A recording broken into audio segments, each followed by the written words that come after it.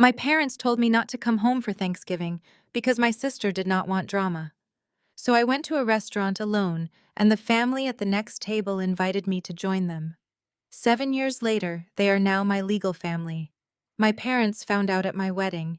My name is Jade, and I am 34 years old now, but this story begins when I was 27. Before I continue, let me know where you are watching from in the comments below. Hit like and subscribe if you have ever been the scapegoat in your own family. The freezing Seattle rain was soaking through my thin wool coat, plastering my hair to my face as I stood on the front walkway of my childhood home. In my numb hands, I balanced two homemade pumpkin pies, carefully shielded under a plastic grocery bag. I had spent 6 hours baking them in my tiny, drafty apartment, wanting everything to be perfect for Thanksgiving dinner. Through the large bay window, the scene inside looked like a holiday commercial. A fire roared in the stone fireplace, casting a warm, golden glow across the living room.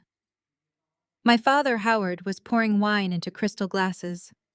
My mother, Barbara, was laughing with her head thrown back, holding a platter of appetizers. And in the center of it all sat my older sister, Fiona, holding court from the velvet armchair, gesturing animatedly as everyone gave her their undivided attention. I stood out in the dark, shivering violently, my teeth chattering so hard my jaw ached. I took a step toward the porch, eager to get inside, to the warmth, eager to finally be part of the family picture. Just as my foot hit the first wooden step, my phone buzzed in my coat pocket. I shifted the pies to one arm, my fingers stiff and clumsy from the cold, and pulled out my phone. The screen lit up the dark, illuminating raindrops that splashed onto the glass. It was a text message from my mother.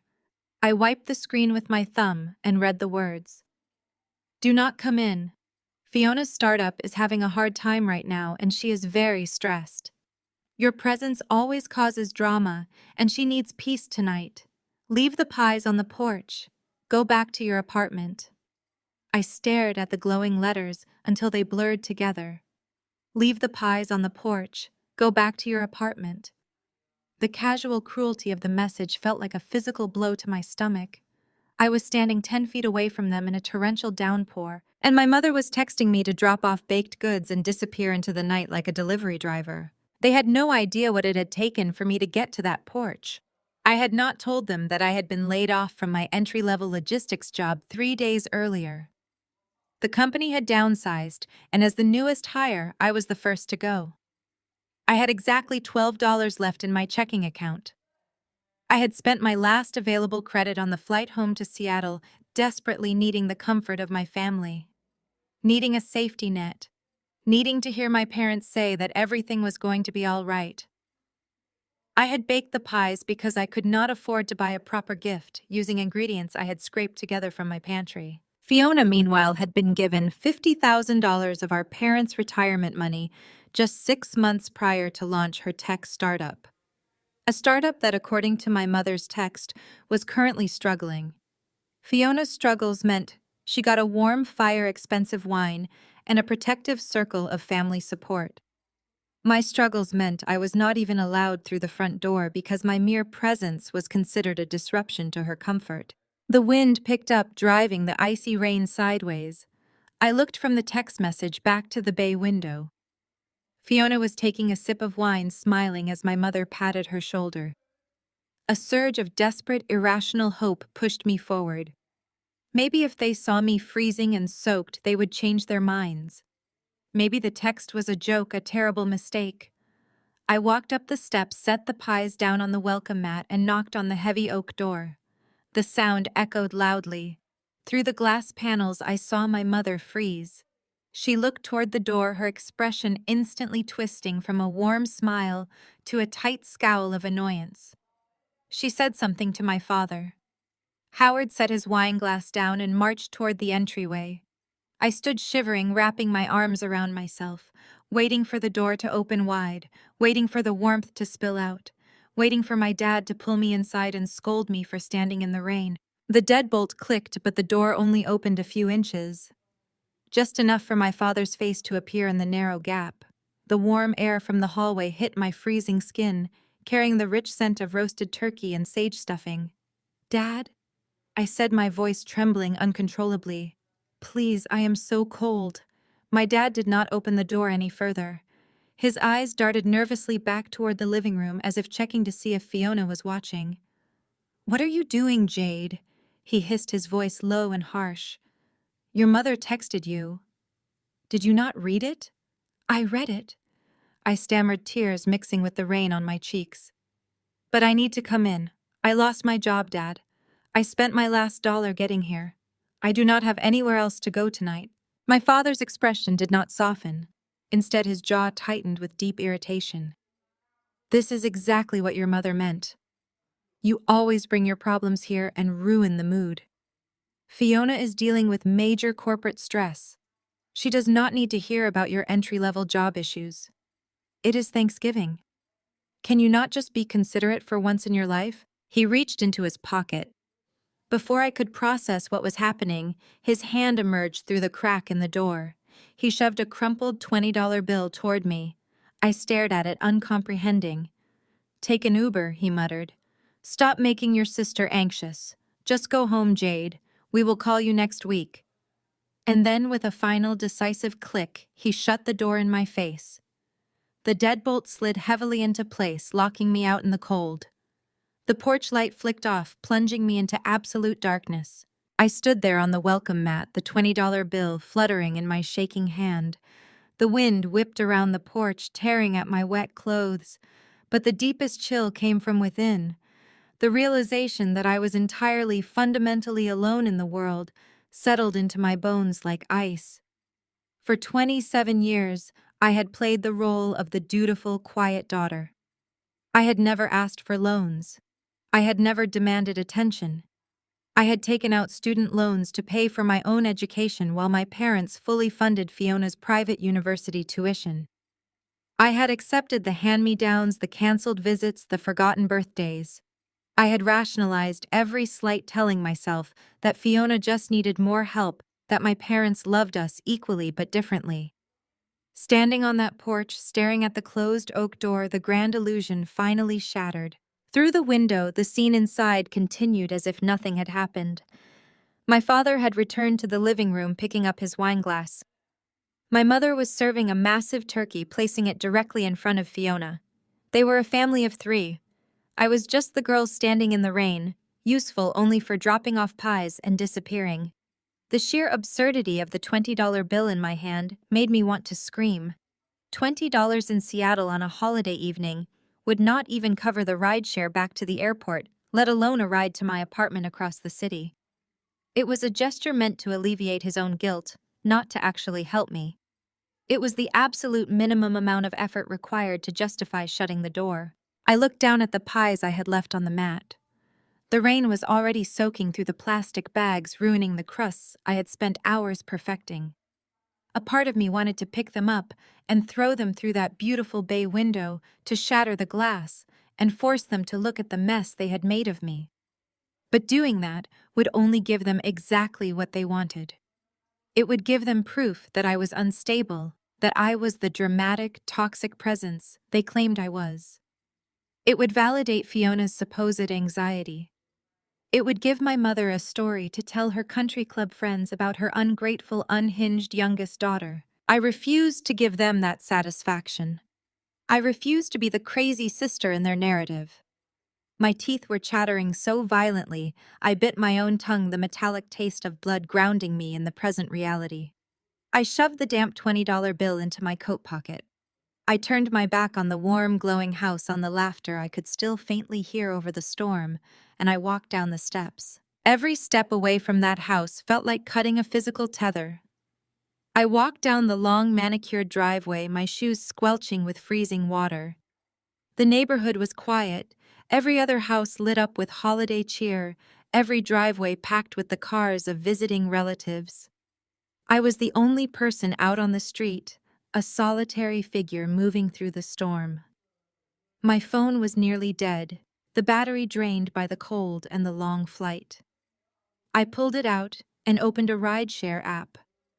The estimated fare back to my apartment was $45 due to holiday surge pricing. I checked my bank app again, hoping a miracle had occurred, hoping some pending transaction had cleared. $12.14. I had $32 total to my name. I could not afford to go home. I had nowhere to retreat to. No warm bed, waiting for me, no food in my cupboards. I was stranded in my own hometown, locked out by the people who were supposed to protect me unconditionally. The rain began to turn to sleet, stinging my face like tiny needles. I needed to get indoors somewhere, anywhere, before the hypothermia took hold. I began walking toward the main commercial street about a mile away, hoping to find a gas station or a diner that was open on Thanksgiving night. The physical pain of the cold was slowly being eclipsed by a profound hollow emptiness in my chest. The familial rejection was complete and absolute. They did not just favor my sister, they actively discarded me to ensure her comfort. The sleet stung my cheeks as I forced my legs down the dark suburban streets. My second-hand boots were waterlogged.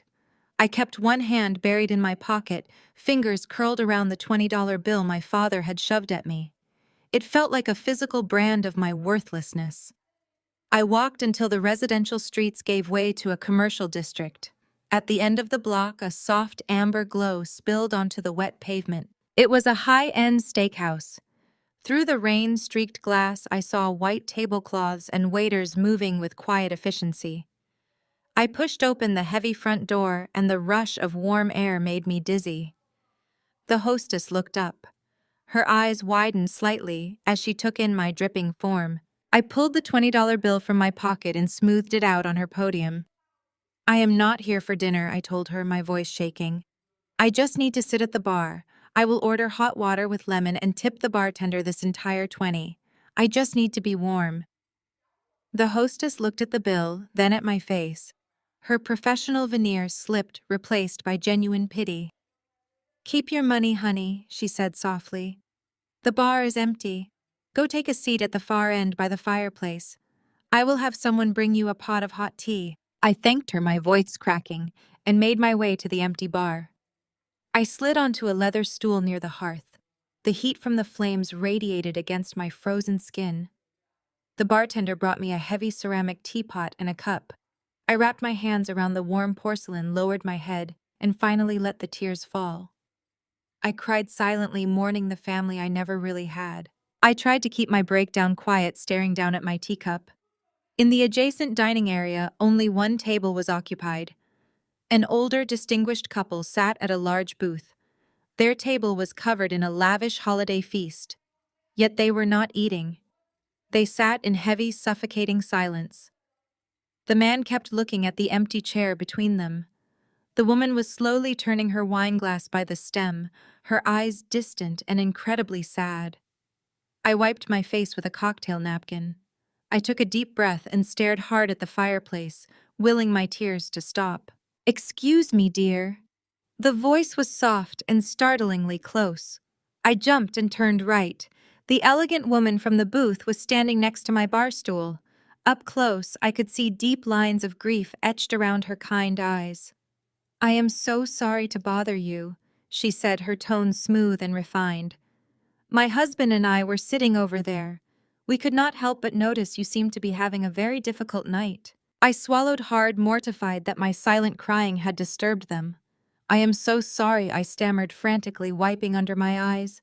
"I did not mean to disturb you. I'm just warming up. I will leave right now." I started to slide off the stool, but she placed a warm hand on my damp sleeve. "Please do not leave," she said quickly. "Today is a difficult anniversary for us. We ordered far too much food, trying to pretend everything is normal, but the table feels terribly empty. We would be honored if you would join us. We could use the company, and you look like you could use a hot meal." I stared at her, completely taken aback. "I cannot intrude on your evening," I said. "I am a mess. I am soaking wet." "Nonsense," she replied firmly, offering a small, genuine smile. "I am Grace. My husband is Elias. Please come sit with us. It would truly be a favor to us both." I was too cold and too exhausted to argue anymore. I picked up my teacup and followed Grace to the large booth. Elias stood up as I approached, pulling out a chair for me with old-world politeness. He did not flinch at my damp clothes or my ruined makeup. "Welcome," he said, his voice deep and resonant. "We are very glad you decided to stay. Please eat whatever you like." I sat down cautiously. Grace signaled the waiter, who smoothly provided a fresh set of silverware and a warm plate for me. I started with a small scoop of mashed potatoes and a piece of bread, eating slowly so my empty stomach would not rebel. They were the Millers. They did not pry immediately, but Grace poured me a glass of sparkling cider and looked at me with that same maternal warmth. So Grace started gently, her eyes searching mine. What brings a young woman out into a freezing rainstorm on Thanksgiving night all by herself? It was the perfect opening for a sob story. I could have cried about my cruel mother, my dismissive father, and my spoiled sister. I could have played the victim and soaked up their sympathy. But as I looked at Grace and Elias, I remembered what Grace had said at the bar. The empty chair suddenly made sense. They were grieving a profound loss. I realized it was the anniversary of the day they lost a child. They were drowning in their own unfixable tragedy. They did not need to carry my burdens too. They had invited me to fill an empty space to bring some life back to their table. I refused to let my biological family ruin this moment of grace. I took a sip of the cider and sat up straighter. "I just had a sudden change of plans," I said smoothly. I realized my previous living and working situations were no longer tenable. So I am treating tonight as a reset button, a fresh start. Elias raised an eyebrow, clearly impressed by my pivot. "A fresh start is a powerful thing," he noted.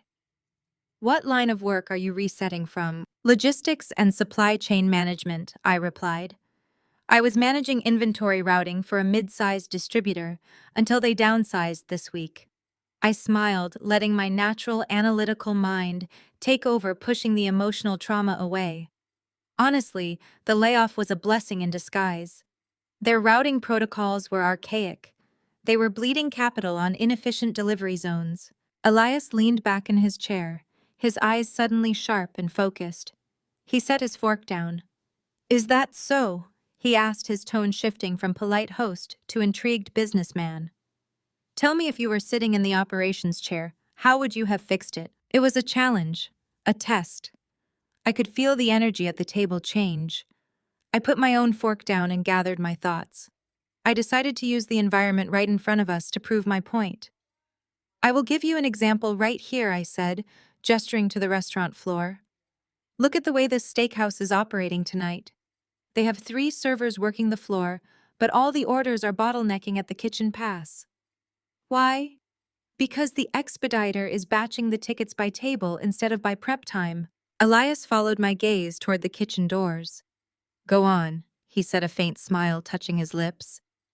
Grace watched me, her sadness temporarily forgotten, replaced by genuine fascination. "The server on the left has been waiting 8 minutes for a single slice of pie." I continued, my voice gaining confidence.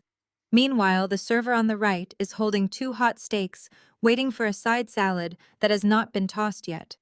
If they implemented a staggered ticketing system based on preparation zones, cold prep, grill, and pastry, they could reduce the floor to table time by at least 30%. That means faster turnover, hotter food, and happier customers." I pointed to the bar area.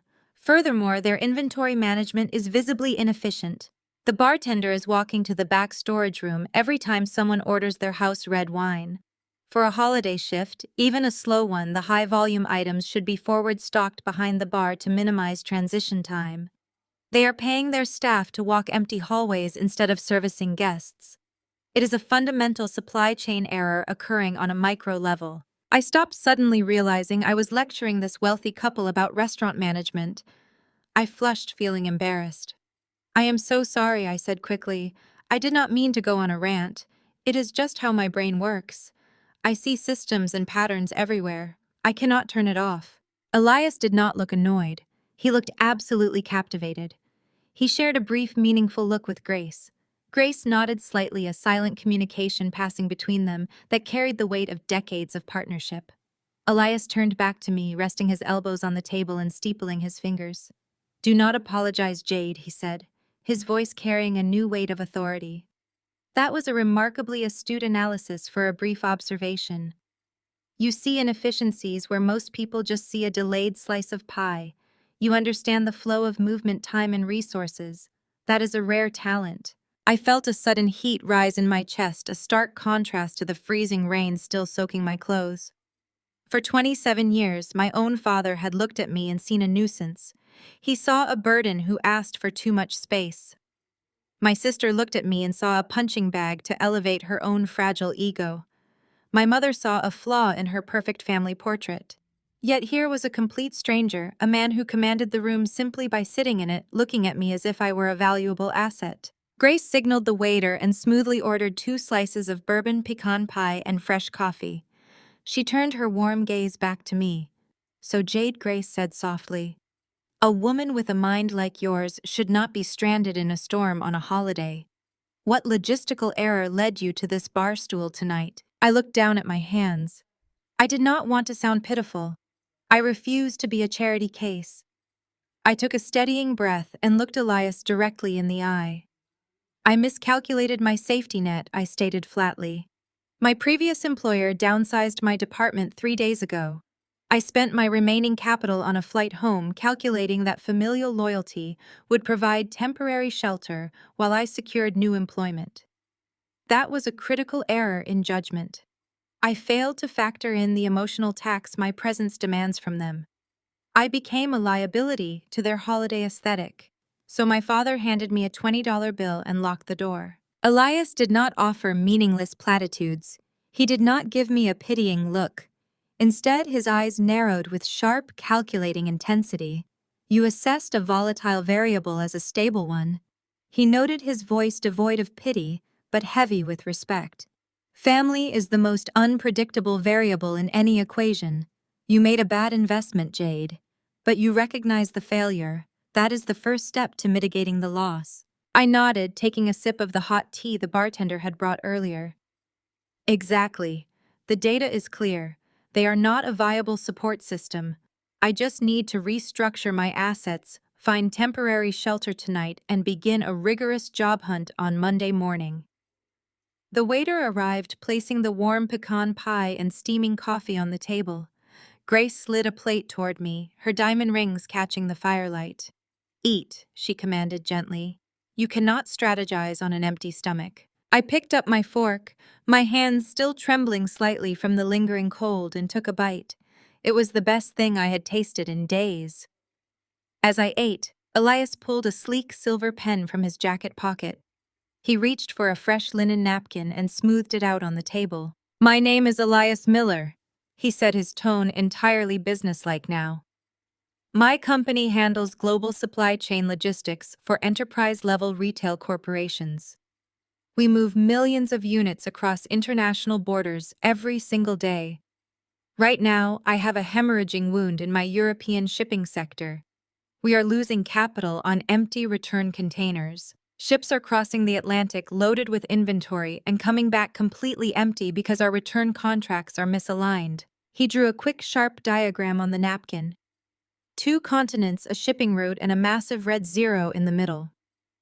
"My current operational directors are telling me it is an unavoidable industry standard." Elias continued, his eyes locked onto mine. "They say the cost of securing return freight is higher than the loss of sending empty ships. I say they are lazy and complacent. I say they lack vision." I stared at the diagram. My mind immediately began categorizing the variables: port taxes, fuel consumption time, delays, warehouse docking fees.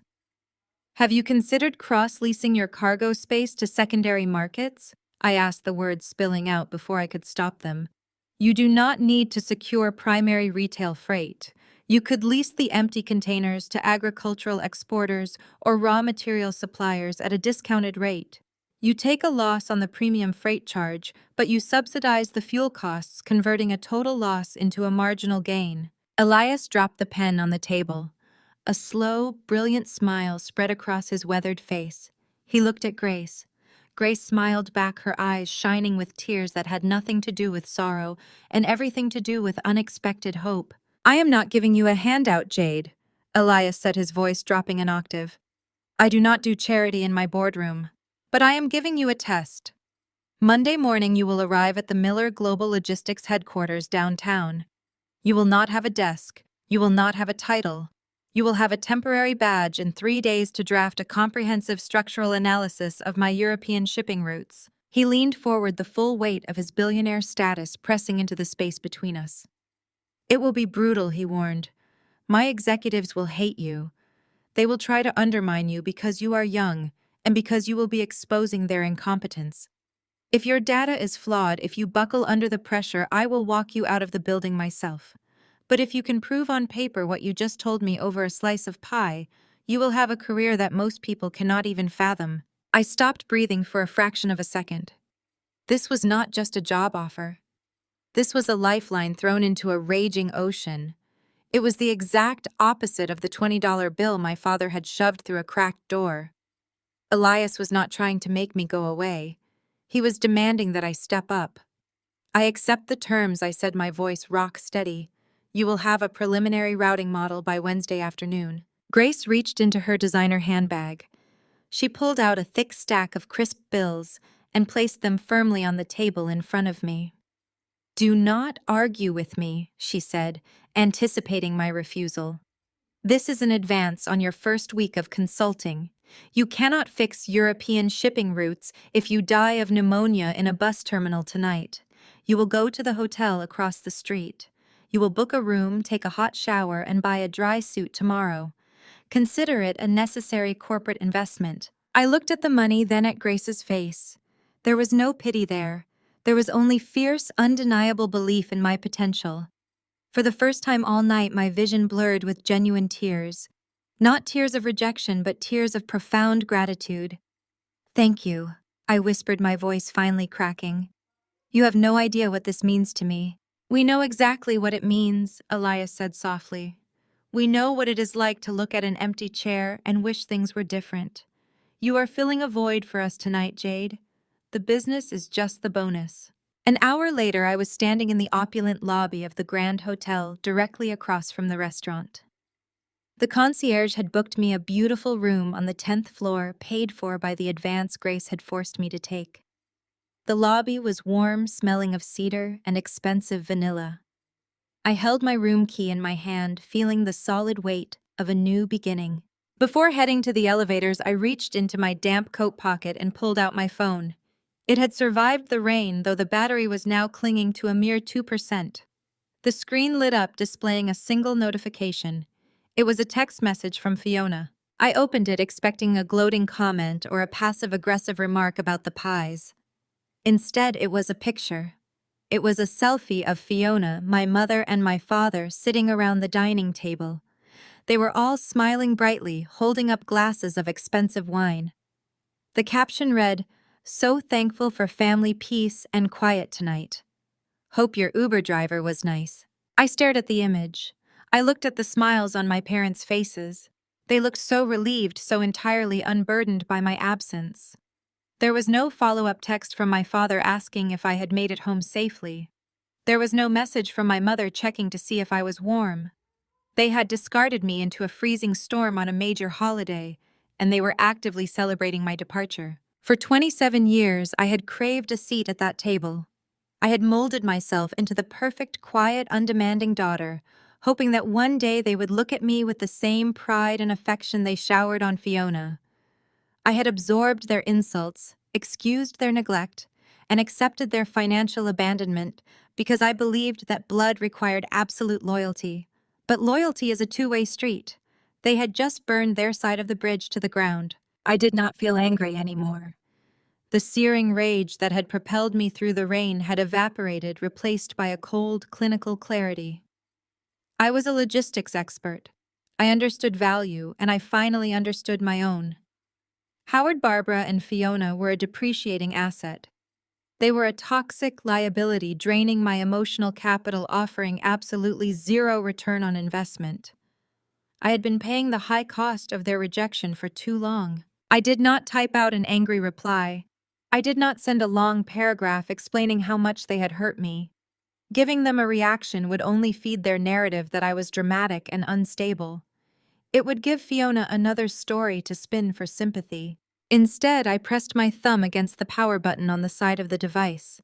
The screen prompted me to confirm the shutdown. I swiped my finger across the glass.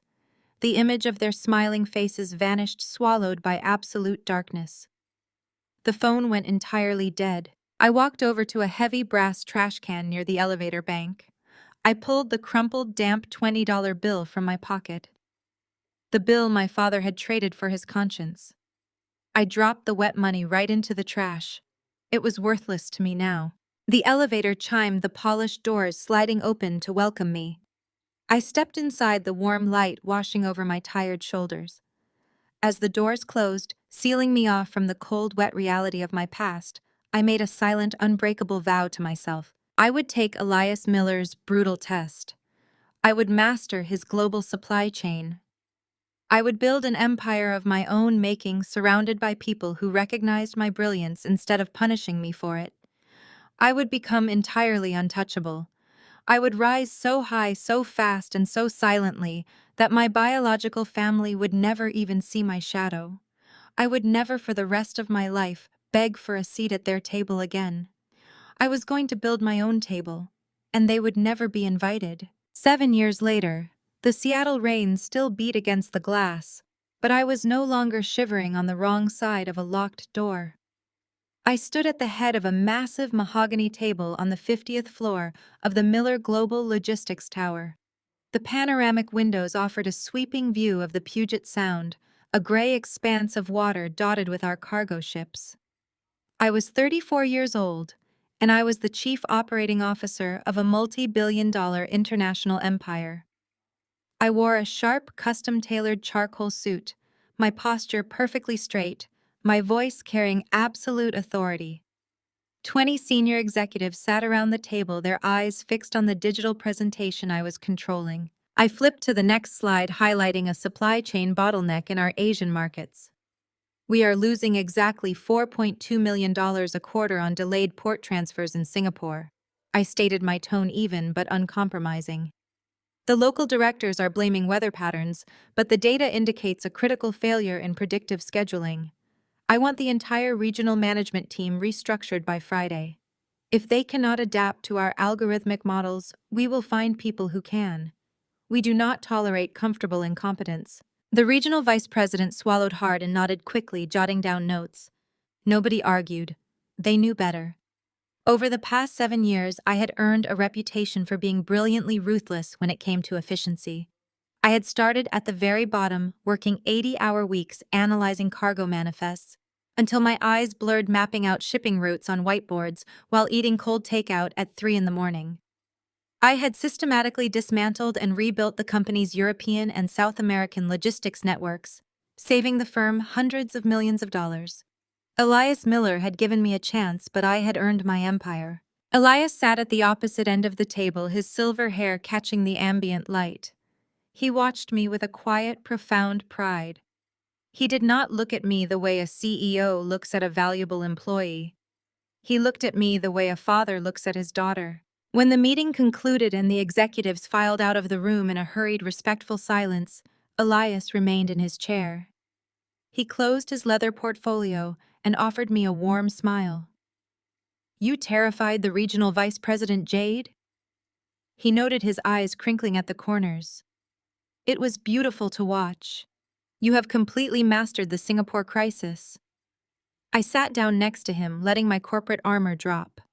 "I learned from the best," I replied softly. Just then, the heavy glass doors of the boardroom opened, and Grace Miller walked in. She was carrying a stack of thick, cream-colored envelopes.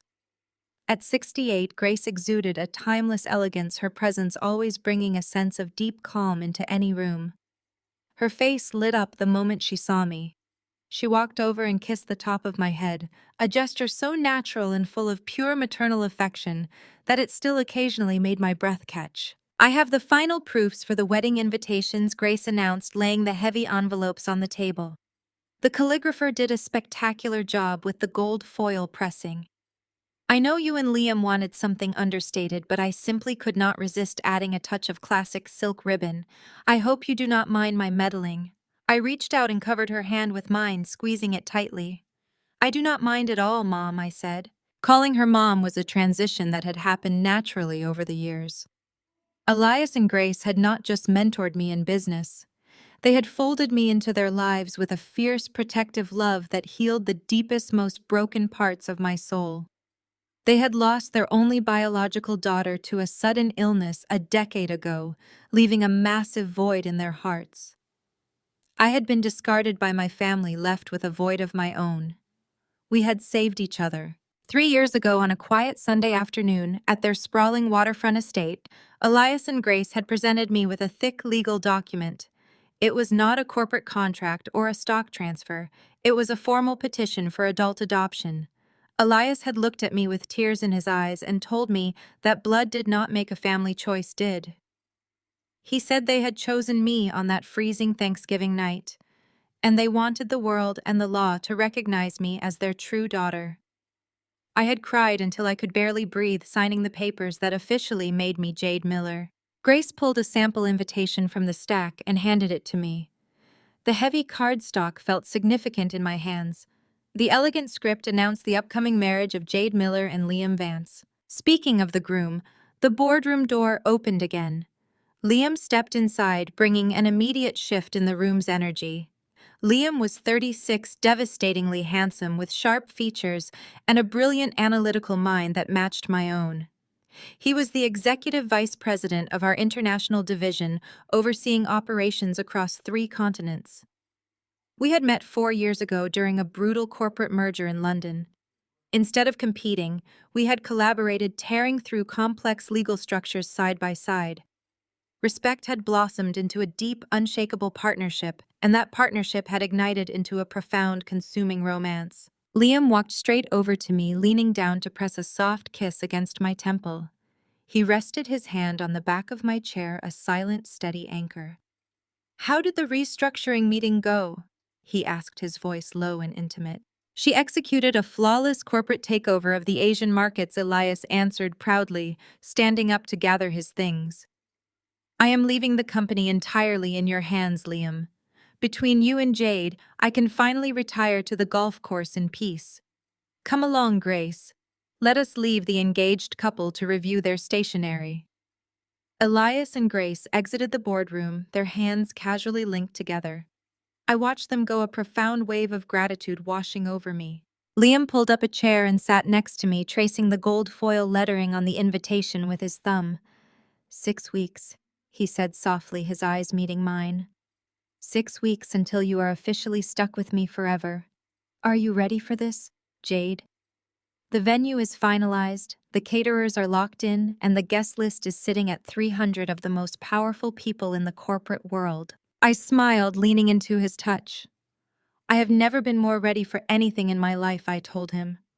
"I have my dress, I have my parents, and I have the smartest man I know standing at the end of the aisle. The logistics are perfectly optimized." Liam laughed, a rich, warm sound that filled the massive room. "Only you could describe our wedding as perfectly optimized logistics," he teased. He paused, his expression turning slightly more serious. He reached out and gently tucked a stray lock of hair behind my ear. "I reviewed the final seating chart with Grace this morning," he continued cautiously. "I just want to make absolutely sure. We have 300 guests, governors, CEOs, international diplomats. But you have not allocated a single seat for anyone from your past. No aunts, no cousins, none of them." He knew exactly who he was talking about. Liam knew my entire history. On our first anniversary, I had told him everything about Howard, Barbara, and Fiona. I told him about the freezing rain, the $20 bill, and the years of emotional neglect. He had held me for hours, promising that no one would ever lock me out of anywhere ever again. I looked down at the pristine white envelope. Over the past 7 years, I had constructed an impenetrable fortress around my life. The morning after that terrible Thanksgiving, I had changed my phone number. I had deleted every social media account tied to my old identity. I moved to a secure, luxury high-rise building downtown. I had systematically scrubbed Jade, the scapegoat sister, out of existence. My biological family had made no real effort to find me. According to a mutual acquaintance I had run into years ago, my mother had simply told everyone that I had moved away for some low-level job and was too busy to visit. They had spun my disappearance to suit their narrative, playing the victims of an ungrateful daughter who abandoned them. They had no idea I was living right here in Seattle. They had no idea I was sitting in the executive suites of the towering skyscrapers they drove past every day. They had no idea I was a millionaire, an adopted heiress, and a highly respected corporate leader. "I am completely sure, Liam," I said, my voice resolute and devoid of any lingering sorrow. "A wedding is a celebration for the people who actively build your happiness. Howard and Barbara are not my parents. They are just the people who happen to share my genetics. Fiona is not my sister. She is a toxic liability. I severed that contract 7 years ago, and I have absolutely no intention of reopening negotiations. They do not know where I am, and I want to keep it that way.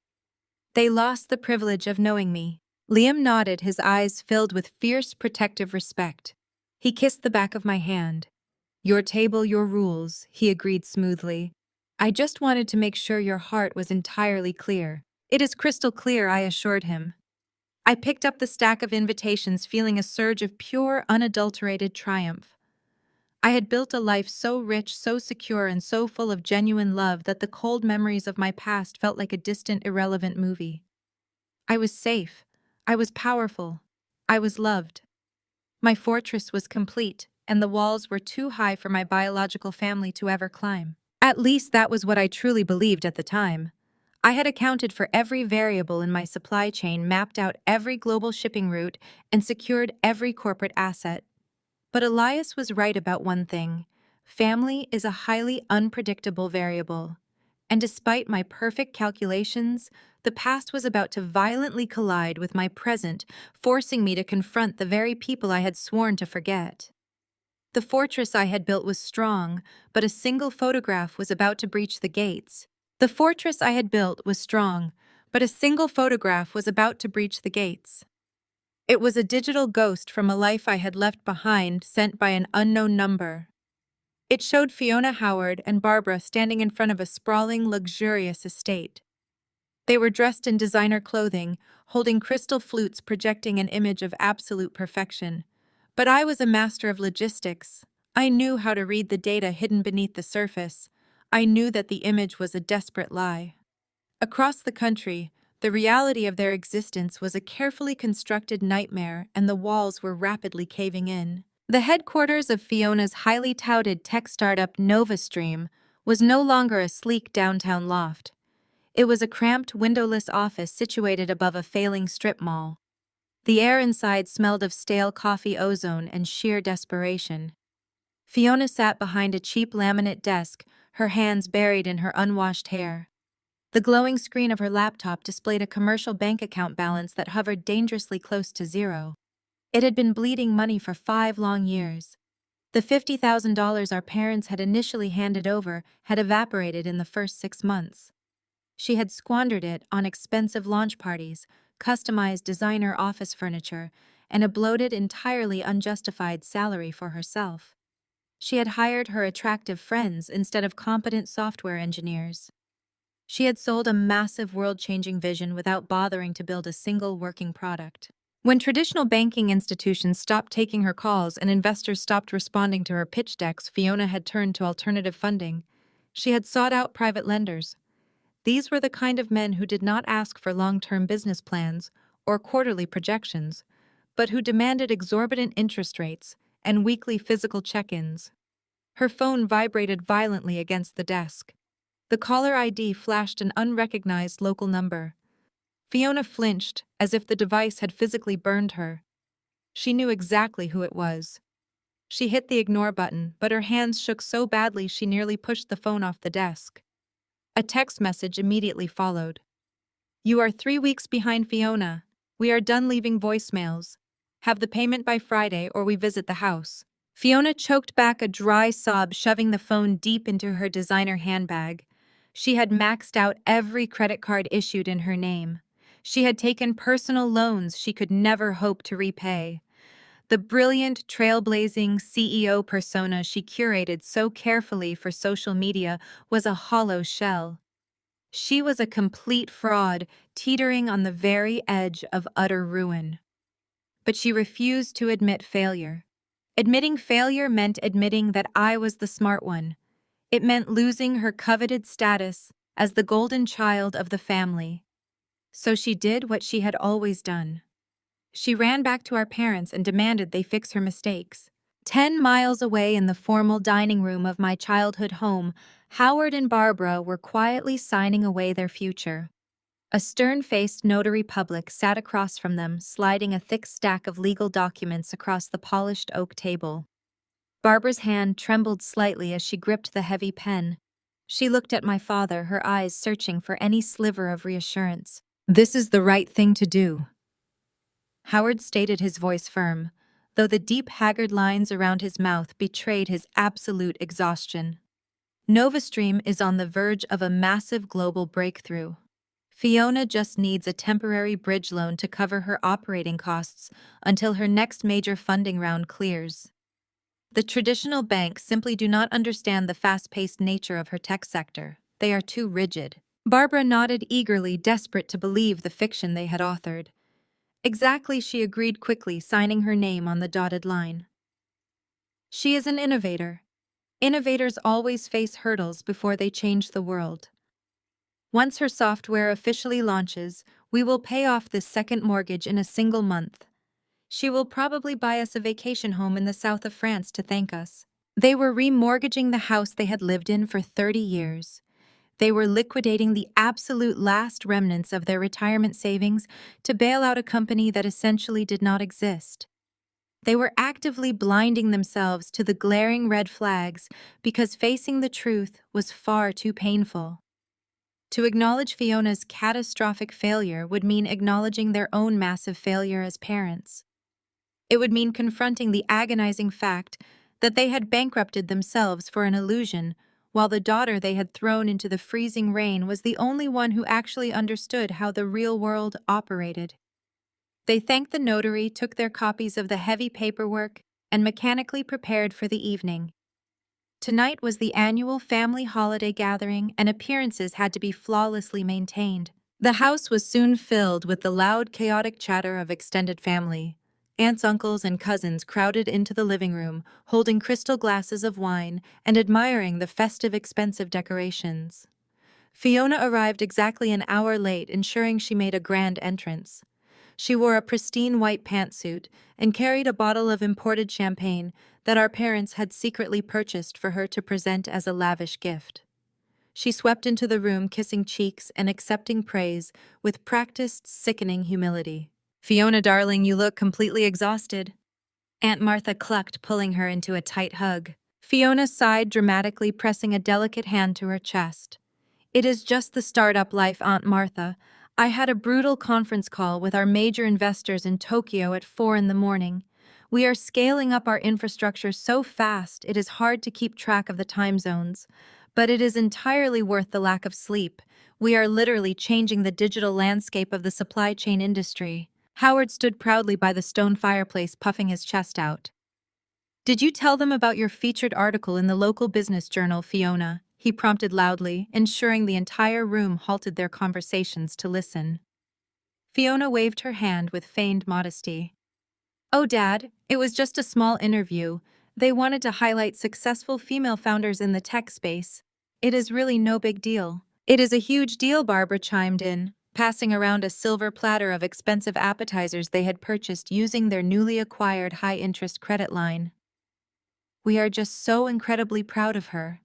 It takes true vision and undeniable genius to build an empire entirely from scratch." The extended family murmured their collective agreement, raising their glasses in a toast to Fiona. She soaked up the adulation, her smile bright and completely fake. The paralyzing terror of the private lenders, the crushing debt, the empty bank accounts, all of it was pushed down, buried beneath a towering mountain of arrogance. Uncle Arthur took a long sip of his bourbon and looked around the crowded room. "I noticed Jade is not here again this year," he remarked casually. "Has anyone heard from her?" She used to love these holiday gatherings. The temperature in the room seemed to drop a few degrees. Fiona rolled her eyes, her bright smile instantly turning brittle. Howard scoffed, taking a large drink of his red wine. "We have not heard from Jade in years," Howard said, his tone dripping with profound disdain. "You know exactly how she is, Arthur. Always struggling, always complaining about how unfair the world is. She cut ties with us because we absolutely refused to keep enabling her lack of ambition. We tried to help her, but you cannot force someone to be successful." Barbara sighed heavily, shaking her head with an expression of deep, performative pity. "It is truly tragic. We gave her every possible opportunity to succeed, but she just lacks Fiona's natural drive. I imagine she is still working some dead-end warehouse job, sorting cardboard boxes, or driving a forklift on the night shift. She never did have the mind for complex corporate strategy. She probably stays away because she is too embarrassed to face us, knowing how incredibly well Fiona is doing." Fiona leaned gracefully against the mantelpiece, swirling her expensive champagne. "I actually feel sorry for her," Fiona added, her voice dripping with venom, masquerading as sympathy. "It must be terribly hard to be so aggressively mediocre. I told her years ago that if she ever wanted an entry-level administrative position at my company, I would gladly give her an interview. But she has too much foolish pride. She would rather struggle in complete obscurity than learn anything from my success." The family nodded sympathetically, completely and unquestionably accepting the narrative. They clicked their tongues and offered their heartfelt condolences to Howard and Barbara for having such a difficult, ungrateful youngest daughter. The parents eagerly soaked up the sympathy, utilizing my fabricated failure to elevate their own fragile status. They painted themselves as tragic heroes, suffering the heavy burden of a disappointing child, while sacrificing everything to support their brilliant, successful eldest daughter. It was a perfect, completely sealed echo chamber of mass delusion. They stood in a house that the bank now effectively owned. They drank champagne bought on predatory credit. They celebrated a CEO who was hiding from violent loan sharks. And they relentlessly mocked the daughter who was currently managing a global logistics empire worth billions of dollars. Fiona checked her phone again, her heart hammering violently against her ribs as another threatening text message arrived from the private lender. She quickly shoved the device back into her pocket and forced another brilliant, empty smile. She laughed loudly at a joke Uncle Arthur told, pouring herself another glass of wine to steady her shaking hands. The facade was cracking, the foundation was rotting away beneath their feet. But tonight they would keep dancing on the ruins of their own making. They had absolutely no idea that the warehouse worker they were mocking was about to become the single most powerful force in their financial lives. They had no idea that their entire world was about to collapse, and that I would be the one holding the deed to their destruction. Downtown Seattle vibrated with the relentless energy of a Tuesday morning financial rush. Uncle Thomas Howard's younger brother navigated the crowded sidewalks with a steaming cup of coffee in his hand. He was in the city center for a routine meeting with his wealth management advisor, a rare trip from the quiet suburbs. Thomas had always considered himself the observant one in the family. He possessed a sharp eye for detail, a trait that had served him well in his accounting firm. As he approached the towering glass and steel monolith that served as the global headquarters for Miller Global Logistics, the sheer scale of the corporate wealth on display caught his attention. He paused at the crosswalk, waiting for the pedestrian signal, when a sleek, custom black Maybach glided smoothly to the curb directly in front of the building's VIP entrance. The vehicle was a masterclass in understated billionaire luxury. The tinted windows hid the occupants, but the polished exterior and the custom license plate indicated someone of immense corporate importance. Thomas watched with mild curiosity, expecting to see a gray-haired shipping magnate or a foreign diplomat step onto the pavement. The driver, impeccably dressed in a dark suit, rounded the hood with practiced efficiency and pulled open the heavy rear passenger door. A woman stepped out. Thomas froze. The coffee cup in his hand tilted, sending a hot drop of liquid onto his knuckles, but he barely registered the burn. He blinked, rubbing his eyes, entirely convinced that the bustling city environment was playing a cruel trick on his vision. The woman was not a gray-haired executive. It was Jade. He had not seen his niece in 7 years. The last time he had laid eyes on her, she was a quiet, unassuming 27-year-old wearing practical, inexpensive clothing, always shrinking into the background of family events, while her sister Fiona commanded the room. The jade standing on the curb in front of him was an entirely different species. She was breathtakingly formidable. She wore a tailored charcoal gray designer suit that draped perfectly across her shoulders, exuding absolute authority. A pair of elegant, sharp stilettos clicked against the concrete. Her posture was rigidly straight, her chin held high with a natural, unforced confidence that only comes from possessing immense power. Thomas stepped behind a large concrete planter, his mind racing to process the impossible image before him. Two senior executives holding thick leather portfolios hurried out of the glass building to greet her. They did not just welcome her, they deferred to her. One of them handed her a tablet pointing to a graph on the screen. Jade glanced at it, shook her head once, and gave a sharp, decisive instruction. The executive immediately nodded, stepping back to allow her to lead the way into the lobby. She moved with the predatory grace of an apex predator in her natural habitat. This was no illusion. This was reality. Thomas fumbled in his coat pocket, his fingers clumsy with shock. He pulled out his smartphone, quickly swiped to the camera application, and zoomed in just as Jade paused near the revolving doors to speak to the building's head of security. The security guard was smiling warmly, treating her with profound respect. Thomas tapped the screen, snapping 3 rapid high-resolution photographs before she disappeared into the opulent, restricted-access lobby. He stood on the damp sidewalk for another full minute, staring at the images saved in his camera roll. He zoomed in on her face, verifying the sharp contours of her jawline and the familiar shape of her eyes. It was Jade, unequivocally. But the context was entirely alien. The expensive fabric of her suit, the luxury vehicle, the deferential treatment from high-level corporate executives. None of it aligned with the family narrative. Just 3 days ago at the holiday gathering, Howard and Barbara had loudly declared that Jade was likely destitute, working a dead-end warehouse job, and hiding in obscurity due to her own aggressive mediocrity. Thomas opened his messaging application and navigated to the extended family group chat. The chat was currently filled with pictures of Fiona's supposed entrepreneurial awards and Barbara's endless praise for her eldest daughter. Thomas attached the clearest photograph of Jade, the one capturing her stepping out of the Maybach while the executives waited attentively. He typed a quick, bewildered caption. "I am downtown outside the Miller Global Logistics Tower. I just saw Jade. She stepped out of a chauffeured Maybach. Executives were waiting to escort her inside. Has anyone actually spoken to her recently? What exactly is going on here?" He hit send. Miles away in the formal living room of the family home, the echo chamber was still in full session. Howard, Barbara, and Fiona were sitting on the plush leather sofas drinking coffee and reviewing the fake financial projections Fiona had printed out to appease her parents' anxiety regarding the second mortgage. The atmosphere was thick with forced optimism. Simultaneously, their 3 cell phones vibrated on the glass coffee table. Barbara reached for hers first, expecting another congratulatory message from a relative regarding the holiday party. She tapped the screen, opening the group chat. Her eyes scanned Thomas's text and then fell upon the attached photograph. Her breathing hitched.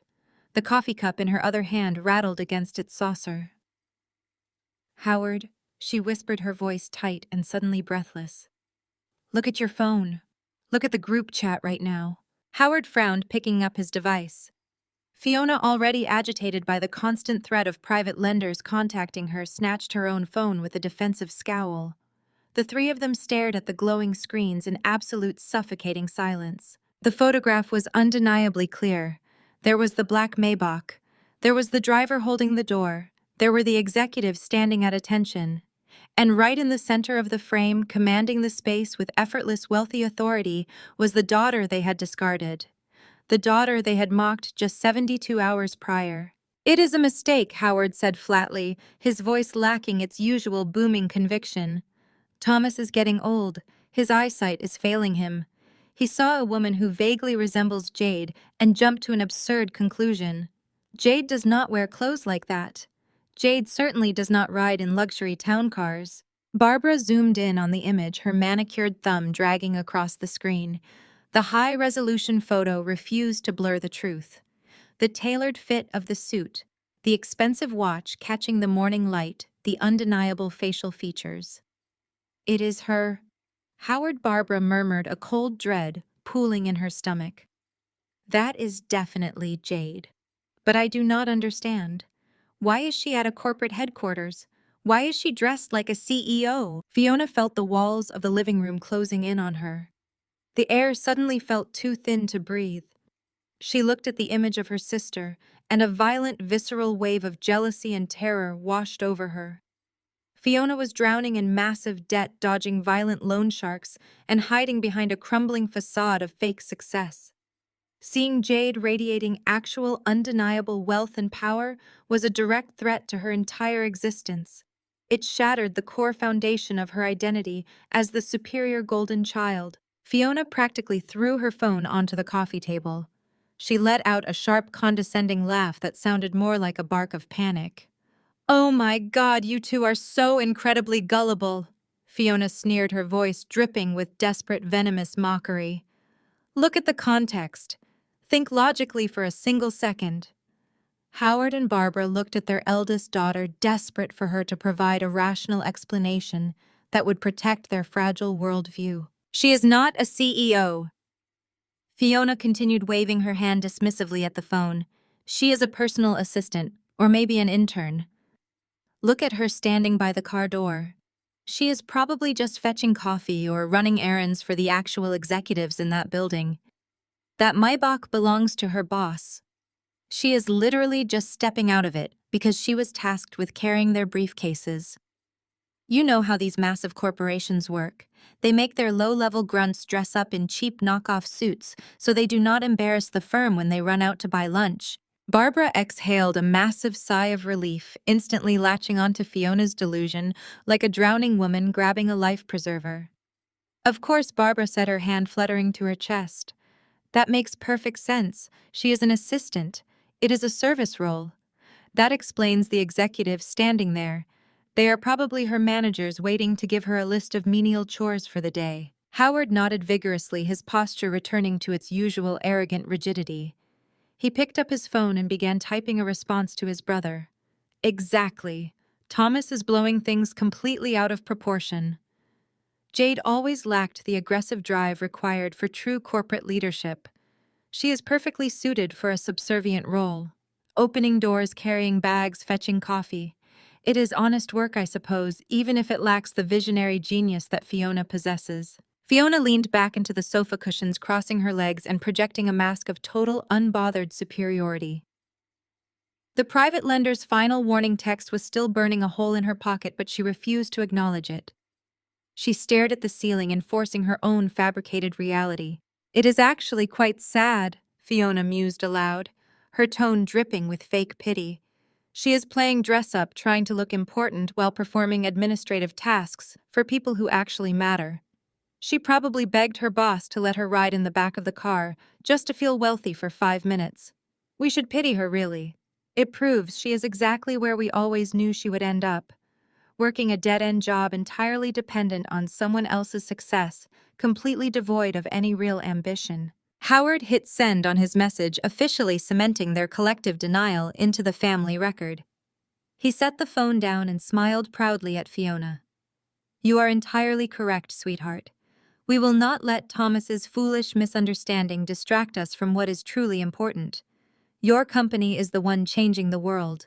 Jade is just a footnote." In the chat, Thomas read Howard's dismissive reply. He looked back up at the towering skyscraper, then down at his phone. He knew what a personal assistant looked like. He knew what a low-level administrative worker looked like. The woman he had just photographed commanded the entire pavement, but he knew better than to argue with his brother's ego. He locked his phone and walked away, leaving them to their delusions. Back in the living room, the toxic echo chamber was secure once more. They had successfully repelled the truth, wrapping themselves tightly in a blanket of comforting lies. They firmly believed that Jade was a lowly assistant, a tragic failure playing pretend. They basked in their own shared arrogant delusions, completely unaware that their fragile, debt-ridden world was about to violently collide with Jade's hidden empire, and ultimately, it would be their spectacular, devastating undoing.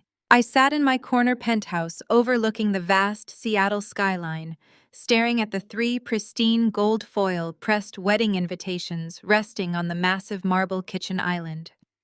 Liam stood close beside me, his steady, comforting presence, a calming anchor against the sudden, unwelcome rush of old, bitter memories. We had just received a forwarded screenshot from a loyal, distant cousin who still occasionally checked in on me. It was Thomas's blurry, hurried photograph of me stepping out of the chauffeured Maybach earlier that morning, followed instantly by my biological family's vicious, entirely dismissive commentary in their private chat. They had called me a glorified servant. They had loudly mocked my very existence while standing blindly on the absolute brink of their own catastrophic financial ruin. A cold, hard realization settled over me in that quiet, sunlit kitchen. Ignoring them was no longer an effective strategy. Severing the tie in absolute silence had inadvertently allowed them to comfortably author a fictional, self-serving narrative where I was the pathetic, struggling loser and Fiona was the triumphant, world-changing queen. They desperately needed a harsh, undeniable reckoning. They needed to walk blindly into the reality they had so aggressively and foolishly denied. I picked up a thick ivory envelope and slowly uncapped my heavy gold fountain pen. I am going to invite them. I told Liam, my voice perfectly level and completely devoid of any lingering familial warmth. I am not doing this to extend a hopeful olive branch or to seek some tearful cinematic reconciliation. I am doing this to build a massive, inescapable mirror. I want them to step into our world surrounded by global industry leaders, billionaire investors, and international diplomats. I want them to realize the sheer crushing magnitude of their own insignificance. And then, when the night is completely over, I want to permanently lock the door behind them. Liam smiled a slow, highly predatory grin that perfectly matched my own ruthless corporate energy. He reached across the smooth marble counter and handed me the book of vintage postage stamps. Let us give them a front row seat to their own absolute obsolescence, he agreed smoothly, his eyes flashing with dark amusement. Let them see exactly what they foolishly threw away. 2 days later, the neighborhood postman dropped a thick, heavy envelope into the rusted metal mailbox of my parents' decaying suburban home. Barbara found it while checking for the daily depressing stack of brightly colored past due notices and final warning letters from various municipal utility companies. She carried it into the kitchen, turning the expensive heavyweight cardstock over in her hands with deep, unyielding suspicion. Howard and Fiona were currently sitting at the scratched kitchen table, arguing in hushed, thoroughly panicked tones about a missed property tax payment that threatened to trigger an immediate foreclosure.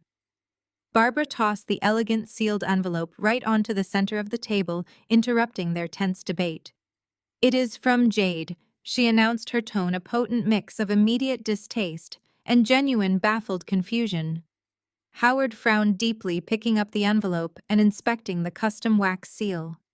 He tore the top open roughly, pulling out the meticulously calligraphed invitation. He read the heavy black script out loud, his bushy eyebrows climbing steadily toward his receding hairline. "She is getting married," he stated flatly, sounding deeply offended by the very concept of my happiness. "To someone named Liam Vance. The wedding is in exactly 4 weeks, at the Grand Ballroom of the Beaumont Hotel downtown." Fiona snatched the invitation directly from his hands, her eyes scanning the imported silk ribbon, the thick paper, and the pressed gold lettering.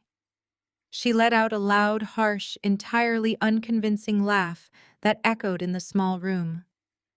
"The Beaumont Hotel. Please. She is definitely marrying some mid-level retail shift manager who blew his entire meager savings account just to rent out their smallest, most depressing basement conference room for a miserable 3 hours. Look at this ridiculous over-the-top stationery. It is so incredibly pretentious. She is trying desperately to look wealthy. It is genuinely embarrassing to witness. She probably printed these herself at a local discount copy shop just to make her pathetic little life look glamorous to us. Just as Fiona tossed the beautiful invitation back onto the messy pile of unpaid bills, her cell phone buzzed violently against the wooden table. It was Marcus, the ruthless, terrifying private lender, who currently held the deed to her completely fabricated corporate existence. He had recently stopped sending polite reminder texts and had started sending subtle, menacing photographs of her car parked outside her apartment building late at night. It was a silent, terrifying promise of impending physical violence if she did not produce his money. Fiona felt the blood rapidly drain from her face, her stomach twisting into painful knots. She needed a massive influx of cash immediately, or she needed a distraction significant enough to buy her another 30 days of precious breathing room. She stared down at the discarded wedding invitation, and a twisted, highly desperate idea began to form in her panicked, racing mind.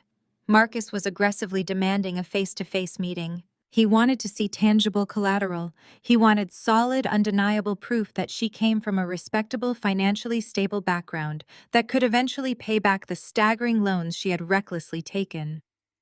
What better way to placate a violent, impatient loan shark than to bring him as a formal +1 to a large traditional family wedding? It would serve as the absolute perfect smokescreen for her ongoing deception. She could introduce him to our extended family members, projecting the flawless, curated image of a thriving tech CEO, bringing her primary business investor to a quaint middle-class family gathering. Furthermore, she could use the crowded reception to aggressively network and hustle.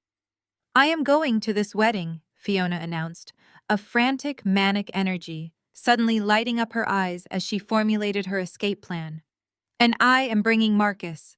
He has been hounding me relentlessly about expanding our networking circles. Jade's little party will inevitably be full of desperate, ordinary middle-class people who probably have modest retirement accounts sitting around doing absolutely nothing. I can easily corner them by the open bar and pitch them the NovaStream vision. It is the absolute perfect opportunity to secure some low-level angel investors while simultaneously reminding Jade exactly who the truly successful sister is. I will leverage her entire guest list to fund my next quarter." Howard leaned back in his wooden chair, a slow, highly arrogant smile spreading across his deeply lined face as he absorbed his daughter's scheming. "That is brilliant, Fiona. Utterly brilliant. It shows true entrepreneurial spirit and unparalleled business acumen. A real business leader never misses an opportunity to network, even at a subpar, highly depressing family event. We can use her little gathering to completely elevate your brand."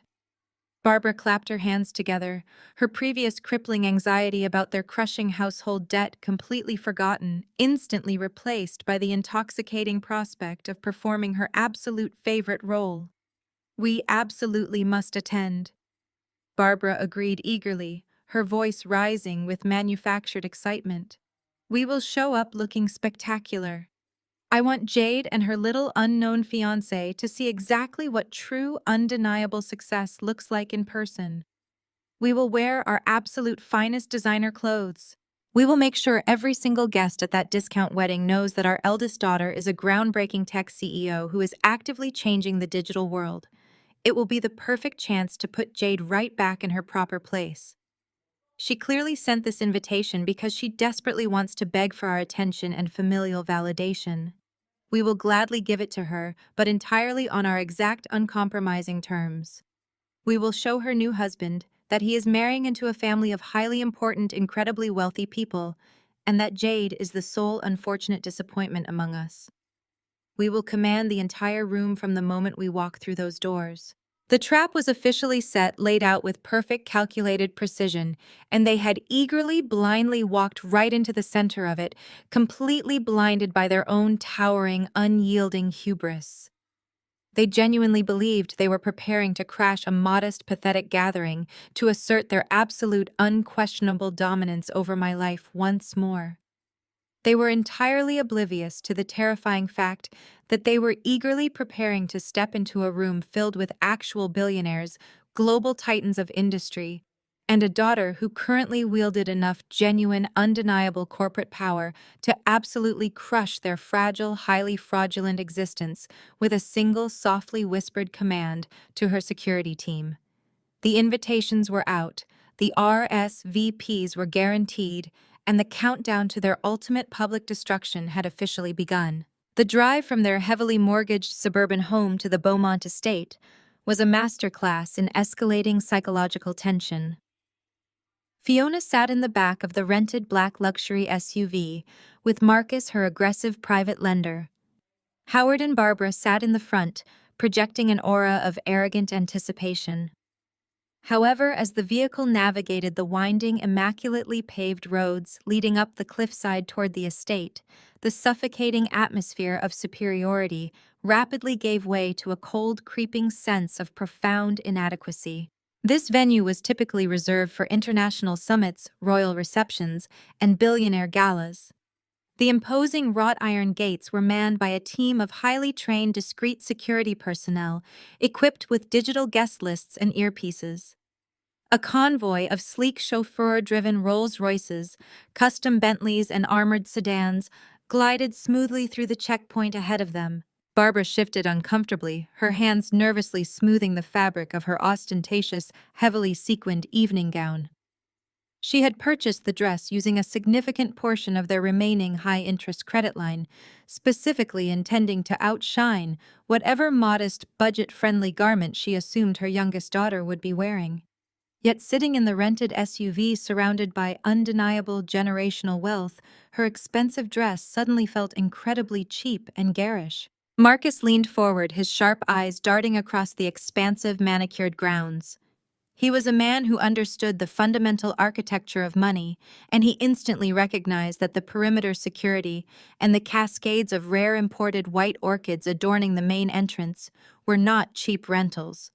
This was not a desperate middle-class attempt at glamour. "What exactly is this place?"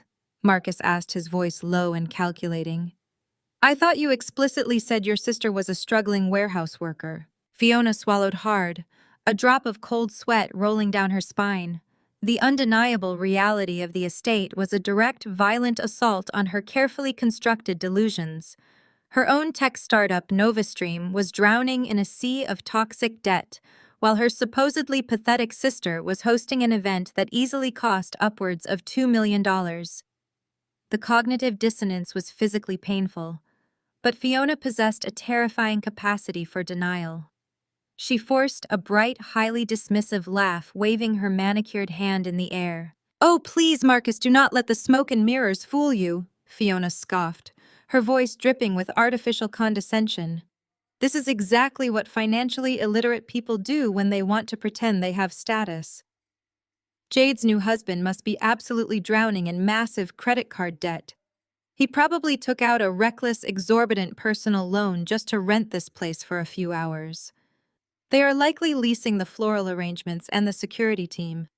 It is a pathetic, transparent attempt to look important." Howard eagerly seized onto Fiona's rationalization, his bruised ego desperate for a lifeline.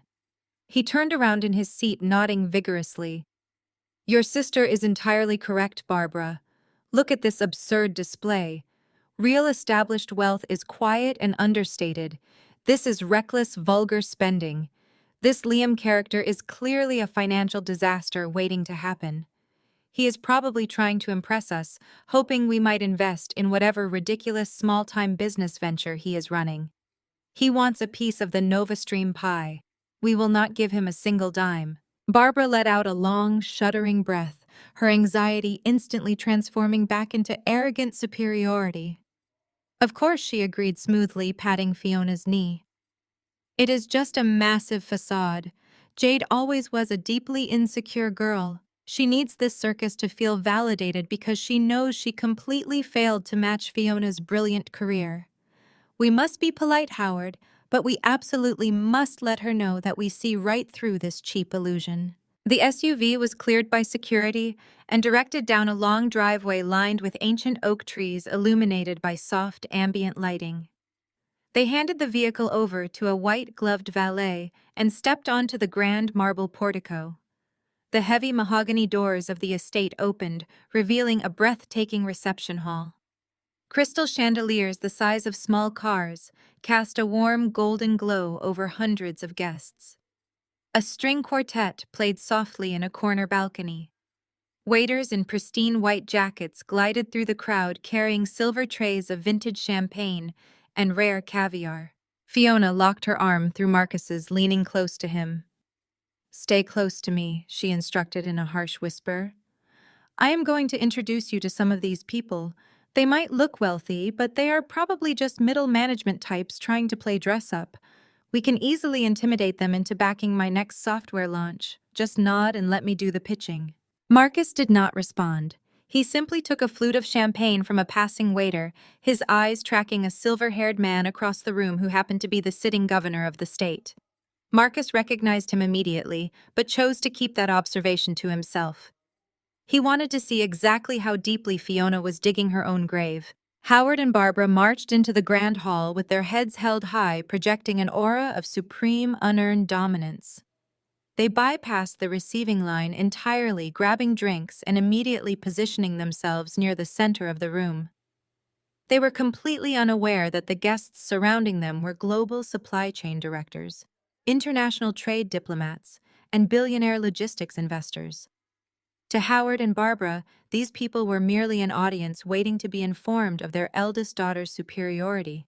Barbara spotted a small group of elegantly dressed women standing near a towering floral arrangement. She marched directly over to them, inserting herself into their quiet conversation with a bright, predatory smile. "What a lovely, overly dramatic little party," Barbara announced loudly, ensuring her voice carried over the soft music. The women turned to look at her, their expressions a mix of polite confusion and mild amusement. "I am the mother of the bride," Barbara continued, puffing out her chest. "Though honestly, I was shocked she even invited us. My youngest daughter Jade has always struggled with basic reality. We had to cut her off financially years ago because she simply refused to apply herself." One of the women, the chief financial officer of a major European shipping conglomerate, tilted her head slightly. "You cut her off financially?" she asked, her tone perfectly level, but laced with hidden irony. "Oh, absolutely," Howard interjected, stepping up beside his wife and taking a loud sip of his drink. "We believe in tough love. You cannot coddle mediocrity." Jade always lacked the fierce entrepreneurial genius that our eldest daughter, Fiona, possesses. Fiona is the CEO of a major tech startup, you see, NovaStream. She is revolutionizing the digital landscape. We had to dedicate our resources to the child who actually had a future. Jade is just trying her best, I suppose." He gestured broadly around the opulent room, a smirk playing on his lips. "This whole setup is quite tragic, really. Her new husband must be incredibly irresponsible with his credit cards. Renting an estate like this is financial suicide for working-class people. But Jade always did love playing pretend. She is probably hoping my successful daughter will offer him a job when the bills come due next month." The CFO exchanged a swift, silent glance with her companions. They were highly trained corporate negotiators, experts at reading a room. They instantly recognized Howard and Barbara not as important family patriarchs, but as bitter, delusional fools. "How incredibly fascinating," the CFO replied smoothly, her voice completely devoid of any genuine warmth. "Your eldest daughter must be quite the titan of industry." Fiona, meanwhile, was aggressively working the opposite side of the grand hall. She dragged Marcus toward a group of men in bespoke tuxedos who were quietly discussing international trade tariffs.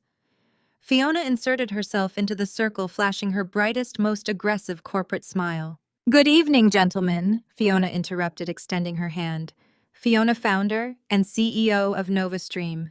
This is my primary investor, Marcus. I must say my little sister really went completely overboard with this rental hall, did she not? It is almost charming how hard she is trying to look successful." The men stopped their conversation, looking down at Fiona with mild, detached curiosity. One of them, a prominent Singaporean shipping magnate who had recently signed a massive contract with Jade, accepted her handshake briefly. "NovaStream." The magnate repeated, his tone entirely neutral. "I cannot say I am familiar with the firm. Do you handle global logistics?" Fiona laughed, a sharp, condescending sound. "Oh, we handle much more than basic logistics. We deal in visionary tech architecture. We are currently seeking a few select low-level angel investors to join our upcoming funding round. I know weddings are usually just for small talk, but a true CEO never stops grinding. If any of you are looking to diversify your modest portfolios, I would be willing to arrange a meeting next week. I am sure Jade's husband's friends could use a solid return on investment to help pay off the crippling debt he just incurred for this party. Marcus stood behind her, silently drinking his champagne. He watched the Singaporean magnate's eyes narrow infinitesimally. The magnate did not look intimidated. He looked entirely unimpressed. Your sister's husband did not incur debt for this event, the magnate stated calmly, his voice slicing through Fiona's manic energy. Fiona waved her hand dismissively, completely missing the dangerous shift in the man's tone. Please, she scoffed loudly. I know exactly what kind of people they are. They are playing a massive game of dress-up. This whole night is a cheap illusion. I give this marriage a year before the bankruptcy lawyers start knocking on their door. It is honestly quite pathetic. I am only here out of a sense of familial obligation and extreme pity. Howard and Barbara continued their own destructive tour, moving from group to group, loudly criticizing the expensive catering and questioning the authenticity of the vintage champagne. They complained about the lighting, mocked the floral arrangements as gaudy, and continuously elevated Fiona's failing startup to mythical status. They were a walking, talking spectacle of bitter insecurity, aggressively alienating every single powerful person in the room. They believed they were exposing Jade as a fraud. They believed they were establishing their own unquestionable dominance. They were entirely blissfully ignorant of the fact that every passive-aggressive comment, every loud boast, and every cruel insult was being carefully observed and filed away by a room full of people who actually controlled the global economy. They were loudly digging their own graves in the center of the grandest ballroom in the city, blinded by their desperate need to remain superior. The grand entrance of the bride and groom was imminent, and the trap they had so eagerly walked into was preparing to snap shut with devastating, irreversible force. The music from the grand ballroom echoed faintly through the thick mahogany doors of the master bridal suite.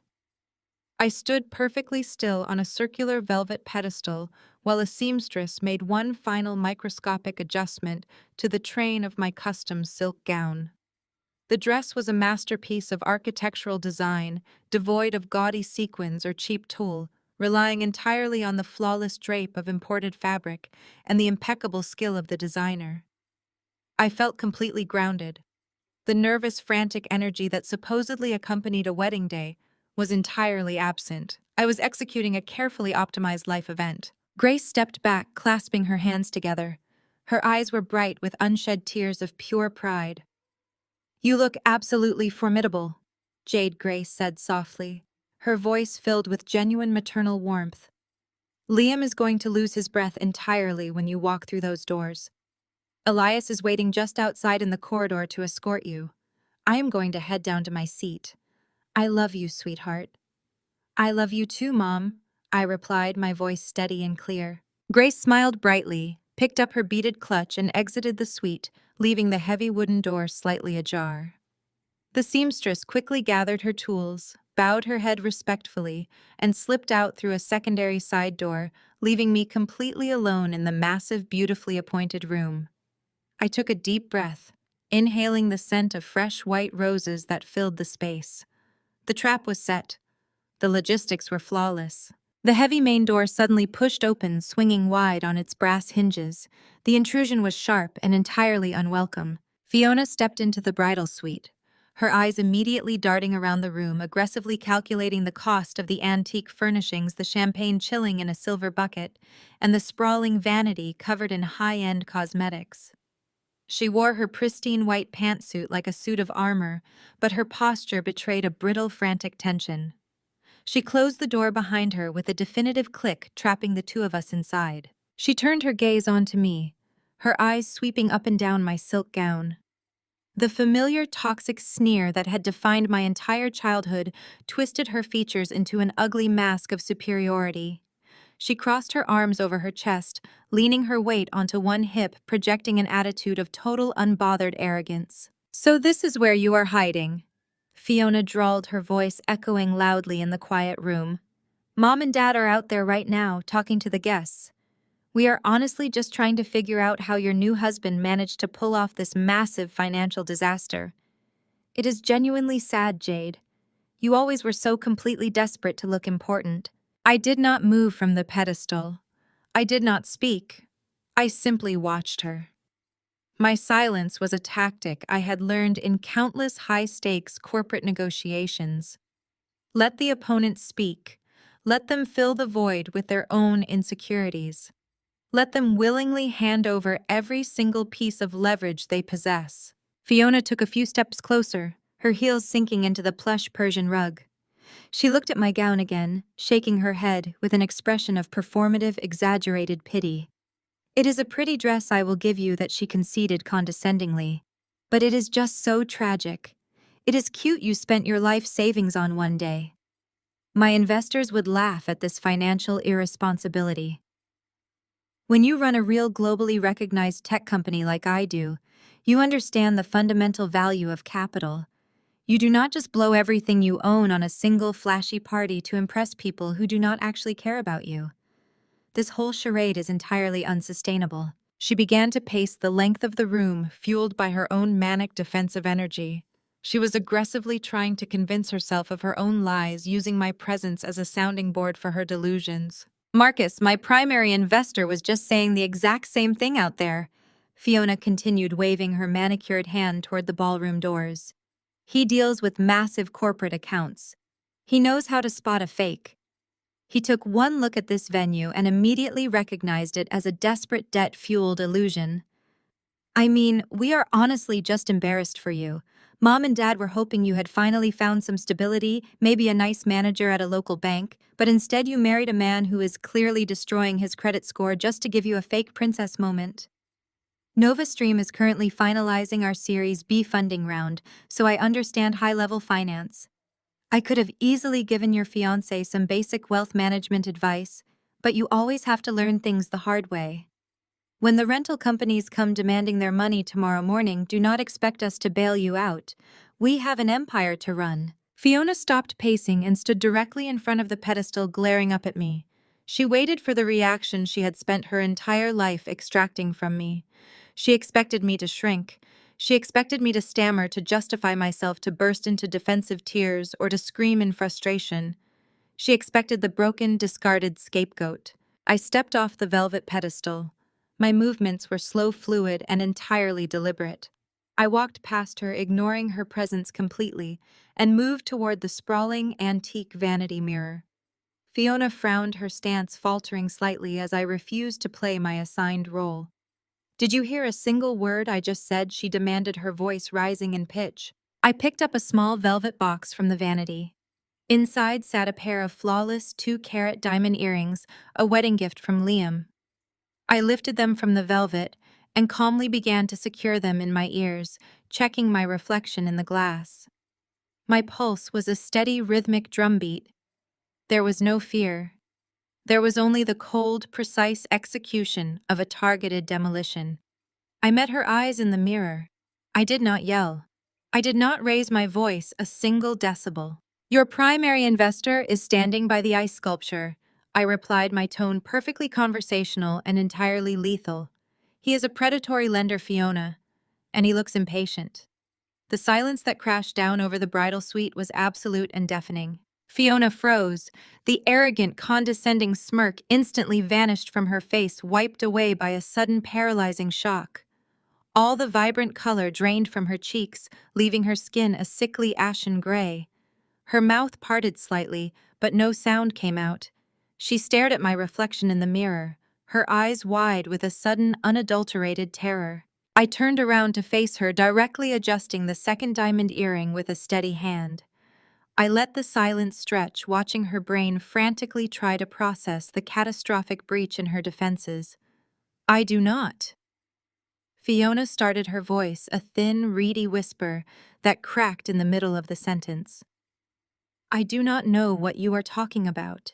Marcus is a highly respected venture capitalist from a private equity firm in. His name is Marcus Vance. I interrupted smoothly, cutting off her frantic lie with surgical precision. He operates out of a highly unregulated shadow firm that specifically targets desperate, failing startups that traditional banking institutions have completely blacklisted. He charges an extortionate interest rate of 30% compounded weekly. He requires physical check-ins because his clients have a distinct habit of attempting to flee the state when they inevitably default. He does not care about your Series B funding round, Fiona, because he knows perfectly well that NovaStream is a hollow shell company bleeding cash from a windowless office above a failing strip mall. Fiona staggered backward as if she had been physically struck. Her shoulders hit the heavy mahogany door and she slumped against it, her chest heaving as she struggled to draw air into her lungs. How she gasped, her hands trembling violently at her sides. "How do you know that? You work in a warehouse. You do not know anything about my business. You are just making this up. You are lying." I took a step toward her. The air in the room felt dense, charged with the undeniable transfer of absolute power. I was no longer the victim. I was the architect of her reality. "I know exactly what you are, Fiona," I stated, my voice dropping to a low, commanding register. "I know that the $50,000 Mom and Dad initially gave you evaporated in the first 6 months. I know you maxed out every line of credit in your name to pay for your designer clothes and fake PR articles. I know you brought a violent loan shark to my wedding to use my guests as a networking shield because you are entirely out of options. You are not a genius CEO. You are a massive, staggering liability." Fiona squeezed her eyes shut, pressing the palms of her hands against her temples. "Stop it," she whimpered, the brilliant facade completely shattered, leaving only a terrified, drowning fraud in its place. "Stop talking. I know Mom and Dad just took out a second mortgage on the house to cover your operating costs." I continued, relentlessly refusing to give her an inch of breathing room. "I know they liquidated the absolute last of their retirement savings to bail you out. They are standing out there right now insulting actual billionaires, completely unaware that you have entirely bankrupted their future." Fiona let out a choked sob. She looked at me, her eyes filled with a desperate, pleading panic. "Please, Jade," she begged, dropping the arrogant act entirely. "Please do not tell them. If Mom and Dad find out the truth, they will cut me off. Marcus is threatening me. I just need a little more time to launch the software. I can fix this. You cannot tell anyone." I looked at my biological sister, feeling absolutely nothing. No pity, no vindication. She was simply a failing variable in an equation I had already solved. "I am not going to tell them anything, Fiona," I replied coldly. "I do not have to. The financial infrastructure you built is already collapsing on its own. You brought a predator into a room full of titans hoping to play a game you do not fundamentally understand." I turned away from her, walking toward the grand double doors that led to the private corridor. Elias was waiting for me. Liam was waiting for me. My actual life was waiting to begin. "You should probably get back out there," I instructed, glancing at her over my shoulder. "Marcus hates to be kept waiting." "And try to smile, Fiona. You would not want my guests to think you are struggling." I opened the door and walked out into the corridor, leaving Fiona trapped in the bridal suite alone with the crushing, inescapable weight of her own absolute destruction.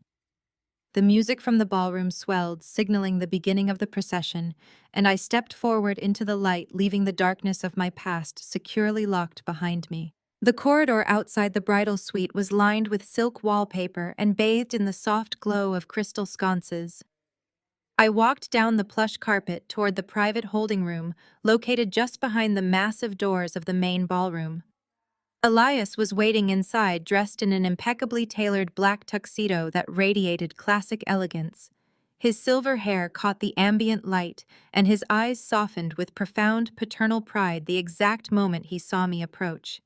He stepped forward instantly, offering his arm with a warm, steady smile that anchored me entirely. We had exactly 4 minutes until the string quartet transitioned into the traditional processional march.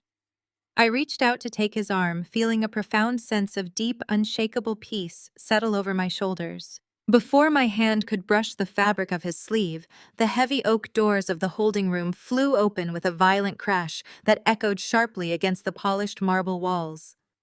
Howard stormed into the quiet space, his face flushed in angry crimson. His breathing was heavy and ragged, his jaw set in a rigid line of absolute fury. He was dragging Fiona behind him by the wrist. She looked entirely disheveled, the confident mask she had worn just moments ago, completely obliterated by terror. Her eyes darted frantically around the lavishly decorated room, like a trapped animal. Howard released her arm abruptly, shoving her forward slightly, and turned his full aggressive attention directly onto me. He pointed a shaking finger right at my chest. "I need to speak to my daughter immediately," Howard barked, his voice loud and aggressively demanding. He glared at Elias, dismissing the older man with a single look of utter, unearned contempt. "Get out of here right now. This is a private family matter." Elias did not flinch. He did not move a single inch backward. He simply straightened his posture, placing himself subtly but firmly between me and the hostility radiating from my biological father. "I will stay exactly right here," Elias replied, his voice dangerously low. I placed a gentle hand on Elias's shoulder, offering him a reassuring nod. "It is fine," I told him calmly. "Give us 2 minutes, I can handle this minor delay." Elias hesitated, his protective instinct warring briefly with his respect for my autonomy. He finally nodded, stepping back toward the far wall, folding his arms across his broad chest. Howard ignored him completely, turning his relentless focus back to me. "Fiona just told me what you said to her in the bridal suite," Howard hissed, marching 2 steps closer. His hands were clenched into tight, aggressive fists at his sides. "I do not know what kind of sick, twisted, jealous lies you are trying to spin to ruin your sister's evening, but it stops right this second. You are acting completely unhinged. Fiona is under a massive amount of stress running a global technology firm. She is on the verge of closing a major international deal. Her primary investor is sitting out there right now expecting to finalize their multi-million-dollar funding agreement tonight. You will not jeopardize her future with your petty jealousy." I looked past him at Fiona. She had clearly run straight to our father the moment I left the room, spinning a desperate, frantic web of complete lies to cover up the undeniable truth I had just dropped on her. She had convinced him that I was trying to actively sabotage her success. She could not admit that NovaStream was completely bankrupt, so she had aggressively doubled down on the delusion, using him as a shield against the incoming consequences. She has encountered a minor temporary cash flow issue due to standard complex banking regulations. Howard continued, his voice adopting a lecturing, arrogant tone that I remembered from my childhood. "It is a completely normal hurdle for high-level entrepreneurs. You would not understand the complex logistics of corporate finance, Jade. You never had the mind for it. But she desperately needs a short-term bridge loan tonight to secure the larger investment tomorrow morning. I know your new husband must have given you some kind of extravagant cash gift for this wedding. Whatever it is, you are going to sign that money over to your sister right now." I stared at him, letting the sheer audacity of his ridiculous demand settle into the quiet room. He was standing in a venue that cost more to rent than he would earn in 2 lifetimes, actively demanding I hand over my personal assets to fund his golden child's fraudulent lifestyle. He felt entirely justified in his unhinged request. He truly believed he had the right to strip me of my resources to protect Fiona's fabricated image. He was demanding I subsidize my own lifelong tormentor. "No," I said. The word was a single flat syllable dropping into the charged space between us. Howard blinked, momentarily stunned, as if he had not properly processed the sound of the rejection. "Excuse me?" he demanded, his voice dropping to a threatening register. I said no. I repeated, my tone perfectly, even and terrifyingly calm. "I am not giving Fiona a single dime. I am not funding her pathetic vanity project. I am not bailing her out of the catastrophic, entirely avoidable financial mess she has actively created for herself. You can take your ridiculous, offensive demands and leave this room immediately." Howard's face turned from a dark crimson to a mottled, unhealthy purple. The absolute, uncompromising refusal shattered his preconceived notion of total control. For 27 years, I had been the silent, obedient, highly convenient punching bag. I had taken the insults, the gross neglect, and the blatant favoritism without uttering a single word of protest. He fully expected me to instantly fold under his aggressive authority just as I always had. "You ungrateful, selfish, pathetic little brat!" Howard spat, quickly closing the distance between us until he was standing mere inches away.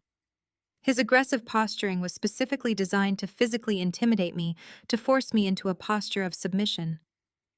"Do you have any idea how much your mother and I have sacrificed for you? Do you have any concept of basic family loyalty? Fiona is on the brink of changing the entire world. She is building a massive legacy. You are doing absolutely nothing with your life except playing dress-up in a rented hall, marrying some financially irresponsible fool who probably maxed out 10 different credit cards just to buy you that ridiculous dress. You are going to write her a check, Jade. You are going to do it right now to save her company, or so help me God, you will deeply regret it for the rest of your miserable life." I did not back away. I did not shrink. I did not avert my gaze. I looked directly into his angry, demanding eyes and saw nothing but a weak, desperate man who was entirely terrified of losing the only accomplishment he could falsely claim as his own. "She does not have a company, Howard," I stated clearly, my voice ringing with absolute, undeniable certainty that sliced through his bluster.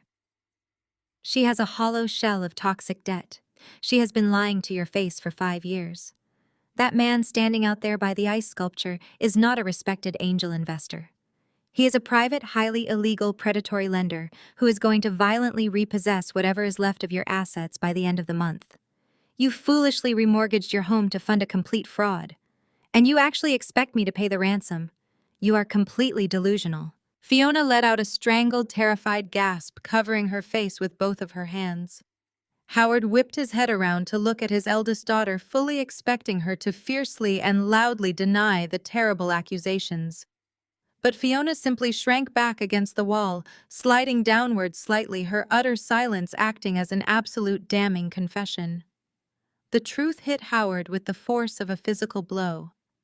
The absolute, unwavering certainty in my voice, combined with Fiona's sudden, terrified inability to defend herself, fractured the thick wall of denial he had aggressively built around his entire existence. But Howard was a man fundamentally incapable of admitting defeat. To accept my words meant accepting his own profound, life-altering failure. It meant acknowledging that he had foolishly bet his entire life on the wrong daughter and actively discarded the right one. He turned back to me, his eyes wide and frantic, desperately searching for a weapon he could use to instantly regain the upper hand. He needed to exert his dominance. He needed to prove he still controlled my emotions. He drew himself up to his full height, aggressively puffing out his chest, grasping blindly at the last remaining shred of traditional patriarchal authority he mistakenly believed he still possessed. "You listen to me!" Howard growled, his voice shaking with a potent, toxic mixture of pure rage and sudden terror. "You are going to fix this. You are going to give her the money right now. If you do not write your sister a check this exact minute, I am walking out of this venue. I will take your mother and we will leave immediately. You will walk down that aisle completely alone, just like you deserve. You will be a total pathetic embarrassment in front of your new husband and all these guests. You need me, Jade. You cannot do this without your father." He crossed his arms over his chest, planting his feet firmly on the carpet, waiting for the devastating impact of his final, ultimate threat to bring me to my knees. He expected me to break. He expected me to desperately beg him to stay, to save face, to maintain the traditional, highly public illusion of a loving, supportive family. I looked at the man who had spent my entire life making me feel completely invisible. I felt no sorrow. I felt no lingering attachment. I looked at him with absolute zero emotion. "I already have a father walking me down the aisle," I replied, my voice slicing through the heavy air with cold, immaculate precision. "You were just invited to watch." Howard stared at me, his mouth working silently as his frantic brain completely failed. The ultimate threat, the absolute withdrawal of his patriarchal validation, had just shattered against a titanium wall. He had played his final, most devastating card, and I had not even blinked.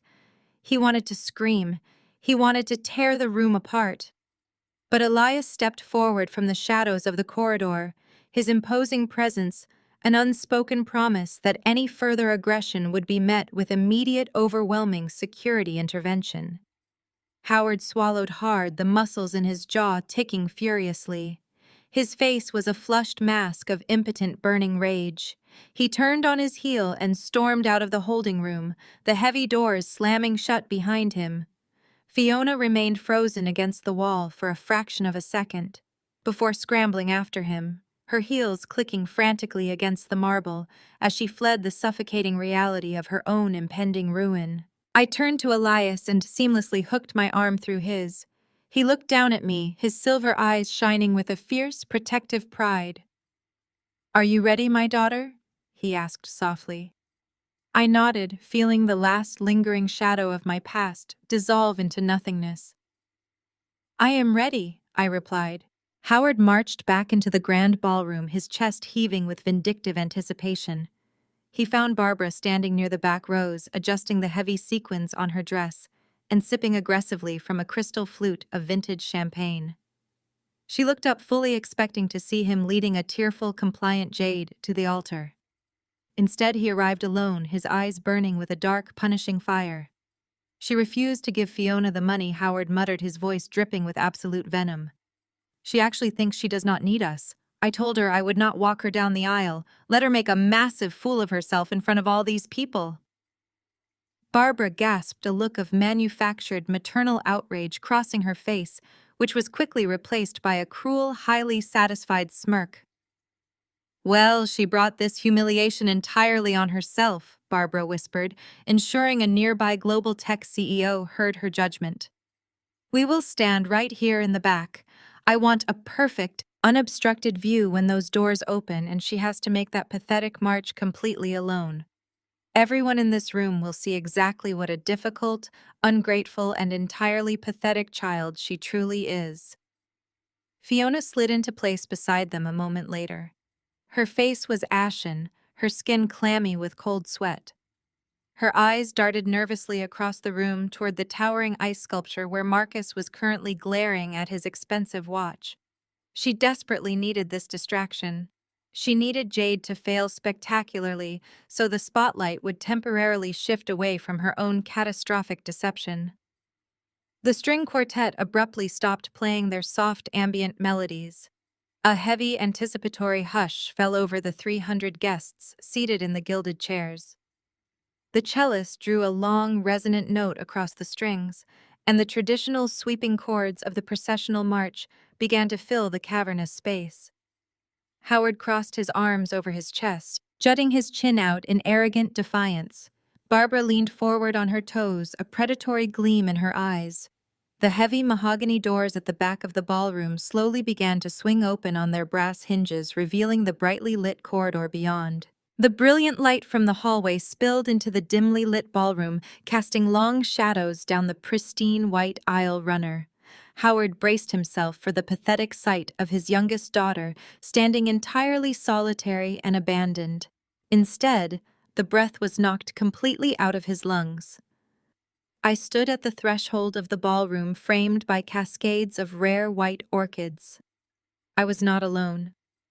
Elias Miller stood tall and proud beside me, my hand resting securely on his tailored sleeve.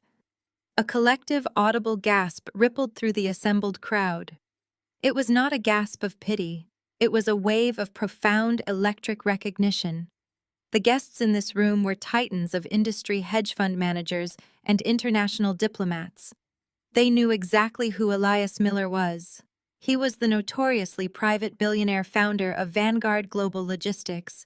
He was a man who moved markets with a single phone call, a man who possessed enough capital to buy and sell every single company represented in that room 10 times over. And he was walking me down the aisle with the undeniable, fierce, unwavering pride of a deeply devoted father. Howard felt the floor drop completely away beneath his feet. His arrogant smirk vanished instantly, replaced by a look of sheer, uncomprehending terror. He recognized Elias from the cover of the financial magazines he obsessively read. His brain violently rejected the image before him. It was a cognitive impossibility. Why was a billionaire logistics magnate escorting his discarded, supposedly impoverished daughter? Barbara grabbed Howard's arm, her fingernails digging painfully into his suit jacket. "Howard," she hissed, her voice trembling with sudden panic. "Who is that man? Why is he with Jade?" Howard could not answer. He was paralyzed, watching helplessly as we began our slow, measured descent down the aisle. Every step I took was a quiet, devastating testament to my actual reality. I glided past rows of awestruck guests, my head held high, my posture impeccable. I did not look at Howard. I did not look at Barbara. I did not look at Fiona, who was currently gripping the back of a gilded chair to keep her trembling knees from giving out. They were entirely irrelevant. My gaze was locked firmly on Liam, who stood proudly at the altar, looking at me with an expression of such profound, unconditional love it made my heart ache.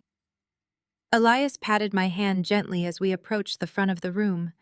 He radiated an aura of absolute authority, silently daring anyone in the room to question my place beside him. When we reached the altar, Elias turned to face me. He leaned in and kissed my cheek. "You are perfect," he whispered. He then turned to Liam, shaking his hand firmly before taking his seat in the front row right next to Grace, who was dabbing her eyes with a delicate silk handkerchief. Howard and Barbara watched this entire exchange from the back of the room, their minds reeling in absolute freefall. They were watching a prominent billionaire and his elegant wife act as the primary parents of the bride. The social hierarchy they worshipped was actively dismantling their fabricated reality piece by piece. They had loudly boasted to these same guests about cutting me off financially. They had mercilessly mocked my venue. They had mocked my dress. They had confidently declared my absolute failure. Now the powerful people around them were slowly turning their heads, looking at Howard and Barbara, not with respect, but with deep, unmasked disgust. The Singaporean shipping magnate they had insulted earlier caught Howard's eye and offered a slow, deliberately mocking shake of his head. The officiant, a judge from the state Supreme Court, stepped up to the microphone. The room instantly fell into a heavy, absolute silence. "Welcome, family, friends, and distinguished guests." The officiant began, his voice echoing clearly through the state-of-the-art sound system. "We are gathered here today, in this magnificent space, to celebrate a union of equals. We are here to witness the joining of Liam Vance and Jade Miller."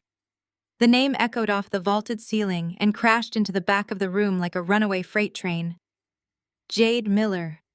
Howard physically stumbled backward, colliding heavily with a massive floral pillar. Barbara slapped a hand over her mouth to stifle a hysterical, terrified shriek. Fiona dropped her expensive clutch, the imitation beads, scattering loudly across the polished marble floor. Jade Miller. It was not a mistake. It was not a slight mispronunciation. In a sudden flash of pure, unadulterated terror, the pieces violently snapped together in Howard's mind. Jade had not simply secured a generous corporate mentor. She had not merely married into wealth to afford this extravagant event. She was the wealth. Years ago, when they had cruelly and casually cut her off and thrown her out into the street for failing to worship Fiona's false genius, Elias and Grace Miller had found her. They had recognized her brilliant mind, her uncompromising work ethic, and her fierce, unwavering loyalty. They had officially and legally adopted her. They had given her their prestigious name, their absolute protection, and the keys to their vast global empire. She was no struggling warehouse worker. She was the sole heir to Vanguard Global Logistics. Howard and Barbara realized with crushing, inescapable horror that they had not just alienated a daughter. They had actively, loudly, and publicly declared war against one of the most powerful families in the entire state. The trap had finally snapped completely shut, and they were destroyed. The transition from the hushed wedding ceremony to the roaring opulence of the grand ballroom reception was seamless.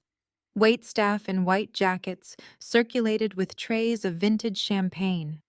A 12-piece jazz ensemble played, providing a sophisticated backdrop for mingling billionaires and diplomats.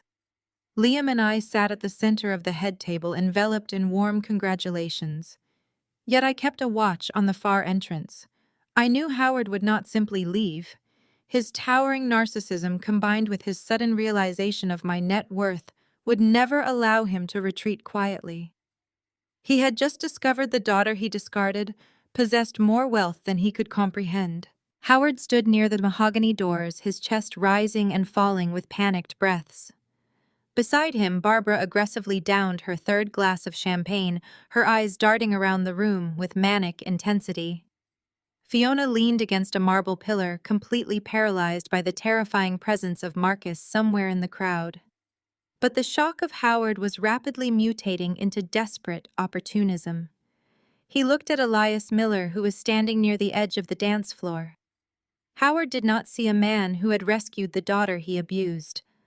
Howard saw an untapped line of credit. He convinced his mind that blood ties superseded all transgressions and that he was entitled to a seat at the table. Straightening his suit jacket, Howard marched aggressively across the wide ballroom floor. He shoved past a group of tech executives, his eyes locked entirely on Elias. Barbara scrambled to keep up with him, dragging a catatonic Fiona by the elbow. I watched this pathetic parade approach. I squeezed the hand of my husband under the table, offered a polite excuse, and stood up. I began to walk toward Elias, timing my interception with flawless precision. Howard reached Elias just seconds before I did. He inserted himself into the conversation, extending a sweaty hand with an aggressive smile plastered across his face. Elias Miller Howard announced loudly over the jazz music. I am Howard, the actual father of Jade. You have put on a spectacular event for my little girl tonight. I suppose I should thank you for footing the bill while she was rebelling. We always believed in tough love, and clearly it pushed her right into a fortunate situation. Now that the theatrics are over, I would love to schedule a meeting with your acquisitions team. My eldest daughter runs a revolutionary tech firm called NovaStream, and we are offering Vanguard Logistics an exclusive investment opportunity. Elias did not look at the extended hand of Howard. He looked at him with the cold, detached curiosity of a scientist observing an insect. The European Trade Minister quickly excused himself and vanished into the crowd. Elias slowly raised his gaze to the desperate face of Howard. You are absolutely nothing to my daughter. Elias stated, his voice devoid of anger, making the absolute dismissal even more terrifying. You are a biological footnote. You will remove yourself from my presence before I have my security team physically throw you onto the street. The face of Howard turned a violently dark shade of purple. He opened his mouth to shout, but I stepped smoothly between them, cutting off his line of sight to Elias. That will be enough, I said, my voice carrying a sharp, dangerous resonance that caused several nearby guests to immediately stop talking. I told you to leave, Howard. You chose to stay and solicit my father for cash like a beggar. You have exhausted your final warning. I am not a beggar. Howard spat, his voice rising into a harsh shout that completely silenced the jazz ensemble. The musicians lowered their instruments. The grand ballroom grew terrifyingly quiet as hundreds of powerful eyes locked onto the escalating confrontation. You are my daughter. You carry my blood. You owe this family respect, and you owe your sister support. We raised you. You think because you manipulated some rich old man into adopting you, that you can erase where you came from? Fiona is drowning in corporate debt, and you are sitting on billions. You are going to write a check to NovaStream tonight, or I will stand in the middle of this room and tell your wealthy friends exactly what an ungrateful fraud you truly are. I will completely ruin this fantasy life you have built. I looked at Howard, feeling a profound, absolute, and chilling calm wash over my entire body. He had just demanded his own execution. He had publicly anchored himself to NovaStream in front of the global financial elite. I did not argue. I simply turned my head slightly and locked eyes with the audiovisual director standing in the elevated technical booth. I gave him a single sharp, definitive nod. The ambient lighting in the ballroom instantly dimmed to a cinematic low. The massive high-definition screens arrayed behind the head table, which had previously been displaying a soft floral motif, suddenly flashed to a stark, blinding white. A collective murmur of confusion rippled through the sea of guests. Howard sneered mistakenly, assuming this was some planned wedding slideshow designed to diffuse the tension. He crossed his arms confidently, standing his ground. Then the first image materialized on the towering screens. It was not a photograph of Liam and me. It was a high-resolution, glaringly clear scan of a commercial loan application from a notorious predatory lending firm. The requested amount was staggering. But what drew the absolute horrified silence from the crowd was the borrower information explicitly detailed on the glowing screen. The name listed as the primary guarantor was Fiona. But the social security number, the employment history, and the listed collateral assets were entirely mine.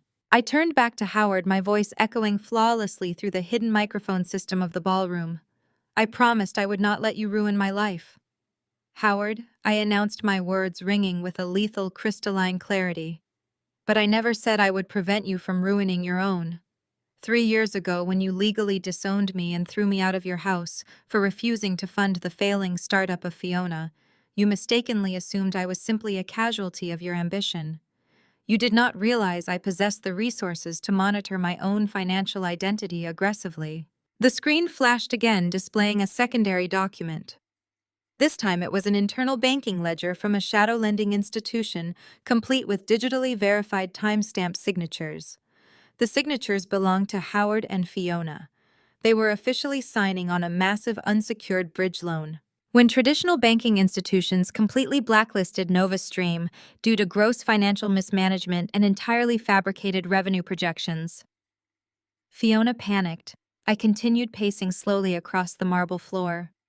You needed capital to maintain the illusion of success, so you utilized the personal identification documents I left behind in my childhood bedroom.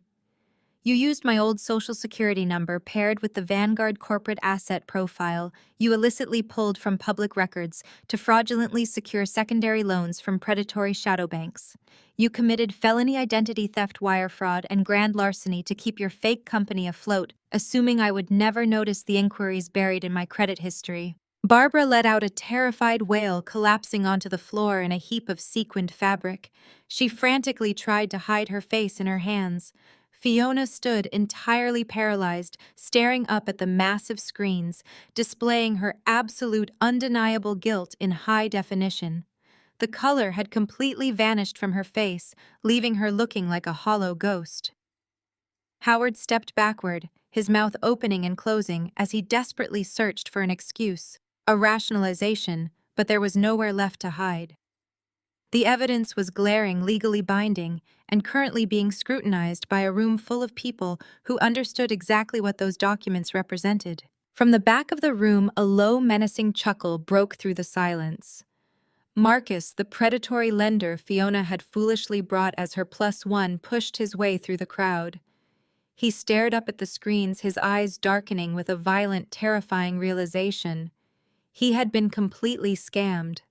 The collateral he thought secured his millions was entirely fraudulent. He turned his gaze toward Fiona, his expression promising immediate, catastrophic retribution. You demanded respect, I stated, stepping right into the personal space of Howard, my voice dropping to a harsh, uncompromising whisper that only he, Fiona, and the surrounding guests could hear. You demanded my resources. You demanded I save you. But you are nothing but a common thief wearing a cheap suit. I did not bring you here today to watch me walk down the aisle, Howard. I brought you here today to build a mirror so massive you could not possibly look away from your own repulsive reflection. You wanted everyone to know the truth about our family. Now they finally do. Marcus Vance was not a man who cared about high society etiquette. He did not care about the string quartet, the imported white orchids, or the European diplomats standing in frozen shock nearby. He only cared about his capital, and he had just realized his millions were completely gone. He stepped directly into the space between Howard and me, completely ignoring my presence to focus entirely on the two terrified frauds cowering beneath the glowing high-definition screens. The soft, ambient glow of the ballroom cast harsh shadows across his face, highlighting the ruthless, predatory nature he usually kept hidden behind expensive business suits. You forged the collateral?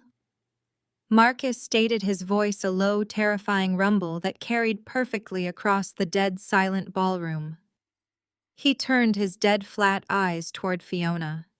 She let out a high, strangled whimper, shrinking back against the marble pillar, as if trying to merge with the stone. You sat in my office exactly 3 weeks ago. You swore on your life that you had secured private backing from Vanguard Global Logistics. You handed me an asset portfolio matching this social security number. You promised 30% returns on a $5 million bridge loan, and you used a stolen identity to get my money. Fiona opened her mouth, but only a pathetic, ragged gasp escaped her throat. She looked wildly at Howard for salvation, but Howard was staring at Marcus with an expression of pure, unadulterated dread. I am going to destroy you, Marcus continued, his voice rising in volume, losing its controlled edge as genuine fury took over. Do you have any idea who you stole from? Do you have any concept of what I do to people who steal my money? You are going to wire me every single cent you have left right now. I want the keys to your cars. I want the deed to your house. I want everything you own liquidated by tomorrow morning, or I am bringing in my legal team, and then I am bringing in my collectors. You will not see the outside of a federal prison for 20 years, and you will spend every single second of that time looking constantly over your shoulder. Howard, desperately clinging to the shredded remnants of his patriarchal authority, stepped forward and held up his trembling hands in a placating gesture. Now listen here, Marcus. Howard stammered, his voice lacking its usual booming arrogance. We can handle this like civilized businessmen. There is a simple misunderstanding regarding the corporate asset allocation. NovaStream is currently in a transitional phase. We are expecting a massive influx of capital from overseas investors very soon. If you just give us a brief extension, a few weeks, perhaps we can guarantee your full return, plus a generous penalty fee. We are a respectable family. Marcus let out a sharp, barking laugh that held absolutely no humor. A respectable family, Marcus repeated, gesturing wildly toward the massive screens still displaying the fraudulent loan documents. You committed federal wire fraud. You stole your own daughter's identity to secure an illegal loan because real banks laughed you out of their lobbies. NovaStream is not in a transitional phase. NovaStream is completely dead. Your software does not work. Your user base is entirely fabricated. Your revenue projections are a total fantasy. You are nothing but a pair of pathetic con artists, and you just dragged me into your sinking ship.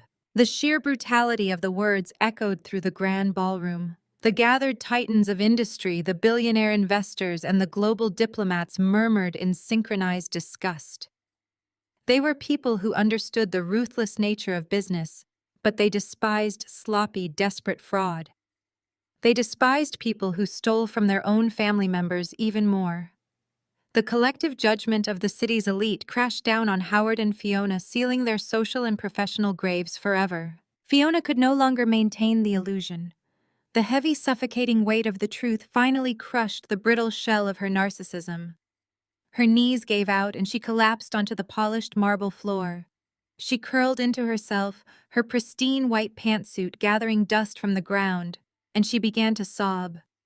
It was not a delicate performative cry designed to garner sympathy. It was a loud, ugly, hyperventilating breakdown of a woman who had just lost absolutely everything. Her fake empire, her stolen money, her unearned status, and her freedom were entirely gone. Please! Fiona wailed, her voice echoing pathetically across the vast room. She reached out her trembling fingers, grasping blindly at the hem of my silk wedding gown. Jade, please help me. You have the money. You can pay him. Elias can pay him. It is just $5 million. It is nothing to you. Please, I am your sister.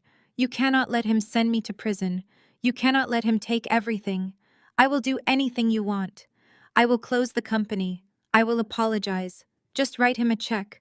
Please, Jade, save me. I looked down at the woman who had spent my entire life making sure I felt entirely worthless. I looked at the golden child who had happily accepted every single advantage, every drop of praise, and every cent of our parents' money, only to squander it all on her own towering hubris.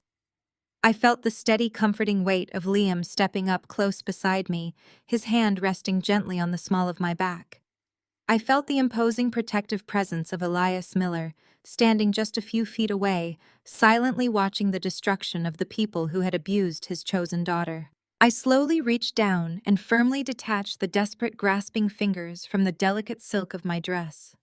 "I am not your sister," I stated, my voice completely devoid of warmth, pity, or anger. "I am the daughter of Elias and Grace Miller. I do not know you. I do not owe you anything. You built this cage entirely by yourself, Fiona. Now you get to live in it." Howard dropped to his knees beside Fiona, his face buried in his hands. He was crying now, two harsh, hacking sobs that shook his entire frame. Barbara remained crumpled near the floral arrangement, completely unresponsive, her mind entirely broken by the sheer magnitude of their public ruin. They were surrounded by the absolute pinnacle of wealth and power, the exact circle they had desperately sacrificed everything to join, and they were being actively, ruthlessly expelled from it. The Singaporean shipping magnate, the man Fiona had aggressively tried to pitch her failing company to just an hour earlier, stepped forward from the crowd. He looked down at Fiona and Howard with an expression of profound, chilling contempt. "Security," the magnate called out, his voice echoing with absolute, unquestionable authority. "Please remove this trash from the ballroom. They are polluting the atmosphere of a beautiful celebration." Before Marcus could unleash another barrage of threats, the heavy double doors of the ballroom swung open again. Half a dozen highly trained, impeccably dressed security personnel marched into the room. They moved with swift, silent efficiency. Two of the guards flanked Marcus, gently but firmly guiding the furious lender away from the head table and toward a private side exit to resolve his financial grievances, away from the wedding guests. The remaining four guards surrounded Howard, Barbara, and Fiona. "Get up!" the lead security officer instructed Howard, his tone leaving absolutely zero room for negotiation. "You are trespassing on a private event. You will leave the premises immediately, or we will have the local police escort you out in handcuffs for the financial crimes currently displayed on those screens." Howard clumsily scrambled to his feet, hauling a hysterically sobbing Fiona up by her arm. Barbara staggered upward, leaning heavily against her husband for support. They did not look at me. They did not look at Elias or Liam. They kept their eyes glued to the marble floor, completely crushed by the total, absolute destruction of their entire reality. The security team marched them briskly down the long center aisle, forcing them to walk the exact same path I had just taken.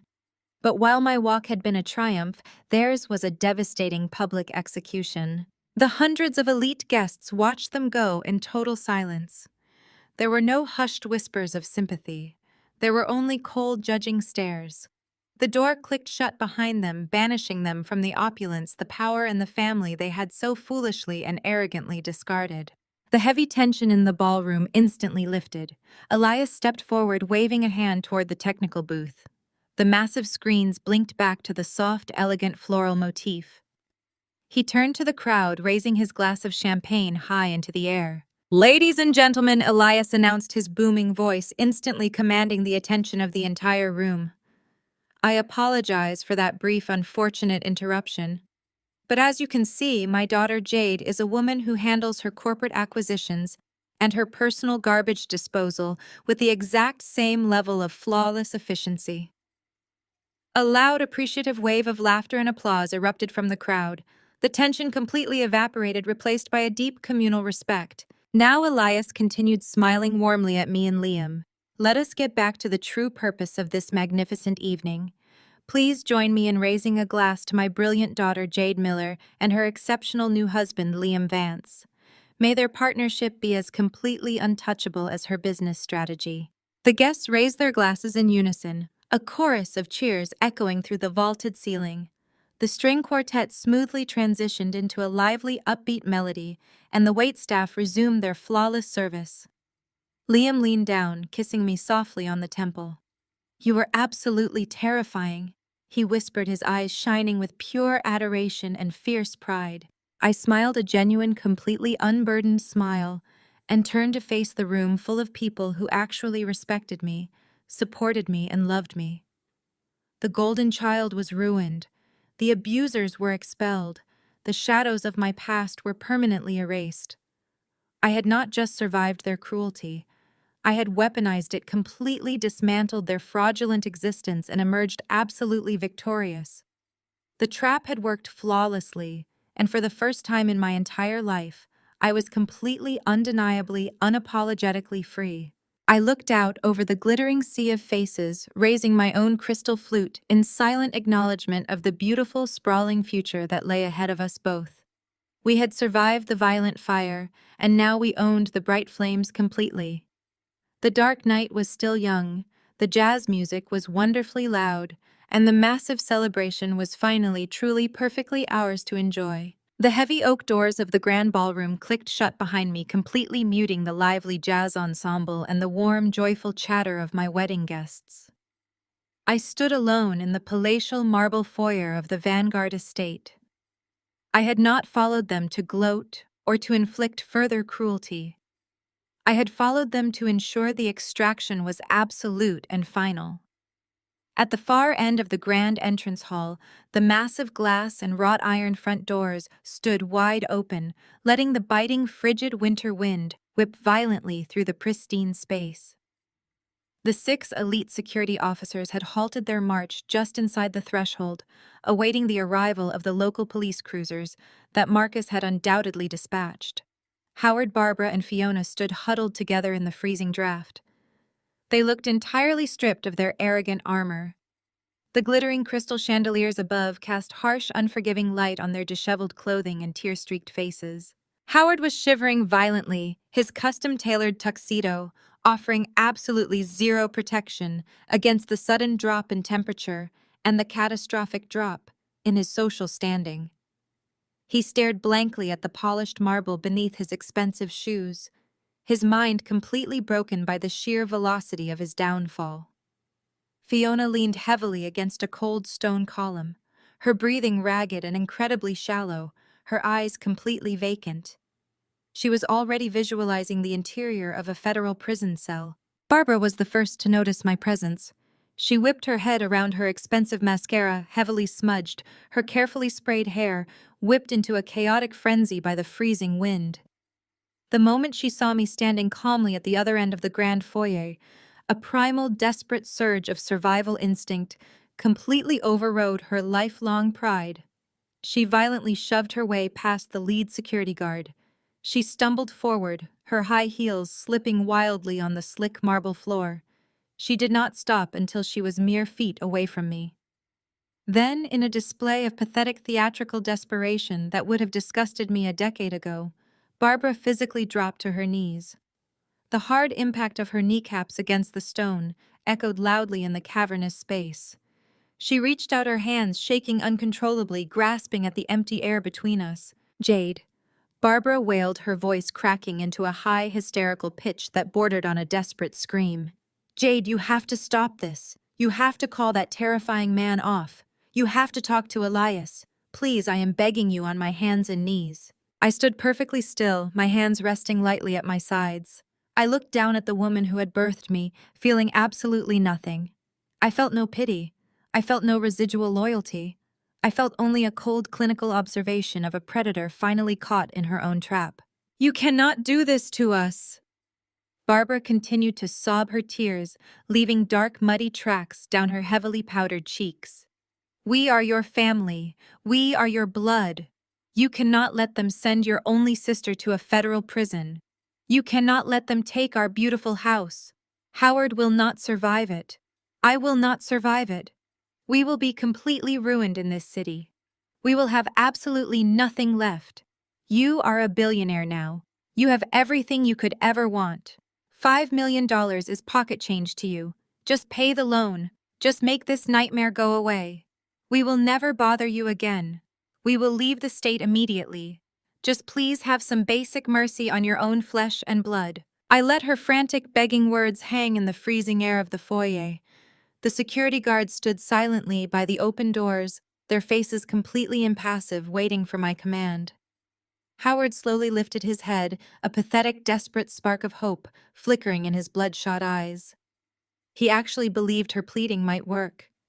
He actually believed the biological tie they had spent 27 years desecrating would somehow magically save them from a federal indictment. Mercy, I repeated, testing the word on my tongue, as if it were a completely foreign concept. The sound of my voice was eerily calm, slicing through the hysterical sobbing of my mother with surgical precision.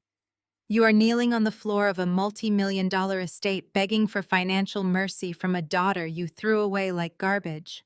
You invoke the concept of blood only when your own blood is about to be completely spilled. Barbara let out a loud, strangled gasp, pressing her hands against her chest, as if she had been physically struck by the truth of my words. Where was your mercy when I was a child locking myself in my bedroom, while you loudly praised Fiona for stealing my academic work? I asked, taking one slow, deliberate step forward.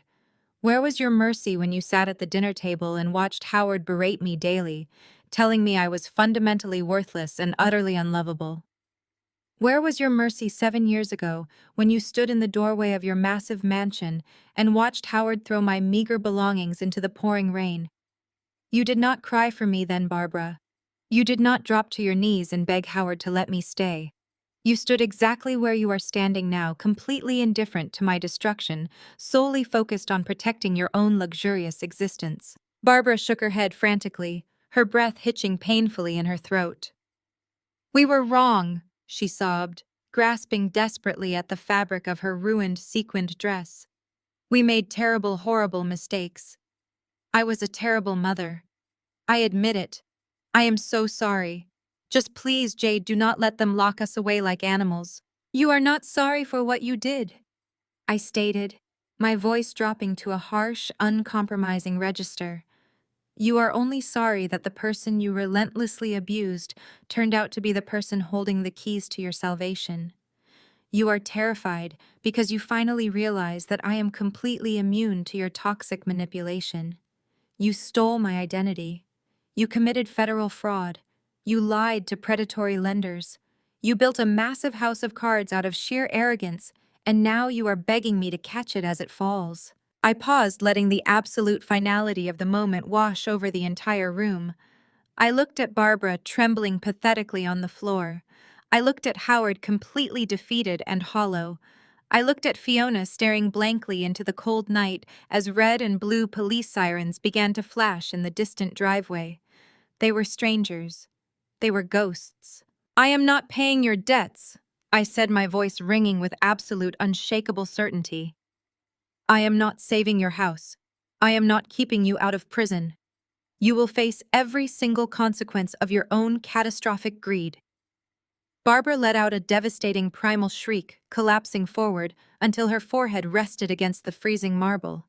Howard squeezed his eyes shut, tears leaking out from beneath his wrinkled eyelids. I turned my back on them. I did not need to see them anymore. I had extracted the poison and the wound was finally completely closed. As I began to walk away, heading back toward the warmth and light of the ballroom doors, I paused. I looked over my shoulder, locking eyes with the sobbing, pathetic woman on the floor. Do not cause drama on my special day, I told them, repeating the exact callous words Barbara had weaponized against me so many years ago. Take an Uber. I gave a sharp, definitive nod to the lead security officer. He immediately signaled his team. The guards stepped forward with swift, uncompromising efficiency. 2 officers hauled Barbara up from the floor by her arms, ignoring her hysterical wails and thrashing limbs. 2 more flanked Howard, firmly guiding his broken, shuffling form toward the threshold. The remaining guards escorted a completely silent, catatonic Fiona. They were marched out of the grand foyer and thrust forcefully into the freezing, unforgiving winter night. The biting wind immediately swallowed their desperate cries. The lead security officer stepped back inside and grabbed the massive brass handles of the heavy front doors. He pulled them shut with a loud, resounding thud that echoed like a gunshot through the empty entrance hall. The heavy deadbolts engaged with a mechanical click, permanently sealing the perimeter. They were gone. The sudden silence in the foyer was completely deafening. The freezing draft was instantly cut off, replaced by the ambient, luxurious warmth of the estate heating system. I stood alone in the grand entrance, my white silk dress glowing softly in the chandelier light. I closed my eyes and took a deep, shuddering breath. I exhaled slowly, letting the last lingering microscopic particle of fear, anxiety, and childhood trauma leave my body forever. The heavy weight I had carried in my chest for 27 years simply vanished. The desperate need for their validation, the suffocating fear of their rejection, the constant draining effort to prove my worth to people fundamentally incapable of seeing it all vanished into the ether. I felt incredibly light. I felt phenomenally powerful. I felt completely, undeniably free. I turned around and walked back toward the heavy oak doors of the grand ballroom. As I pushed them open, the vibrant, joyous sound of the jazz ensemble washed over me. The room was bathed in a warm, golden glow. The air was thick with the scent of roasted meats, expensive champagne, and rare orchids. It was a room full of life, success, and genuine celebration. Liam was standing near the edge of the dance floor, his hands tucked casually into his tuxedo pockets. The moment he saw me enter, his face lit up with a smile that completely melted my heart. He did not ask what had happened. He did not need to. He saw the absolute radiant peace shining in my eyes. He stepped forward, offering his hand. Elias and Grace were seated nearby, watching me with expressions of profound, overwhelming parental pride. Elias raised his glass to me in a silent, respectful toast. Grace smiled, her eyes crinkling with genuine warmth. They were my true family. They were the people who had seen my potential when I had absolutely nothing, who had nurtured my mind, and who had stood by me like an impenetrable fortress. I walked across the marble floor and placed my hand in Liam's. He pulled me close, wrapping his strong arms securely around my waist. The band smoothly transitioned into a slow, soulful melody. We stepped onto the polished wood of the dance floor, moving together in perfect, effortless harmony. "Are you okay?" Liam whispered, his breath warm against my ear as we swayed to the music. I rested my head against his chest, listening to the steady, comforting rhythm of his heartbeat. I looked out over the ballroom, surrounded by my true family, my supportive colleagues, and the man who loved me unconditionally. The ghosts of my past were locked outside in the freezing dark, facing the absolute destruction of their own making. "I am perfect," I replied, closing my eyes and letting the beautiful music carry me away. "I am completely free."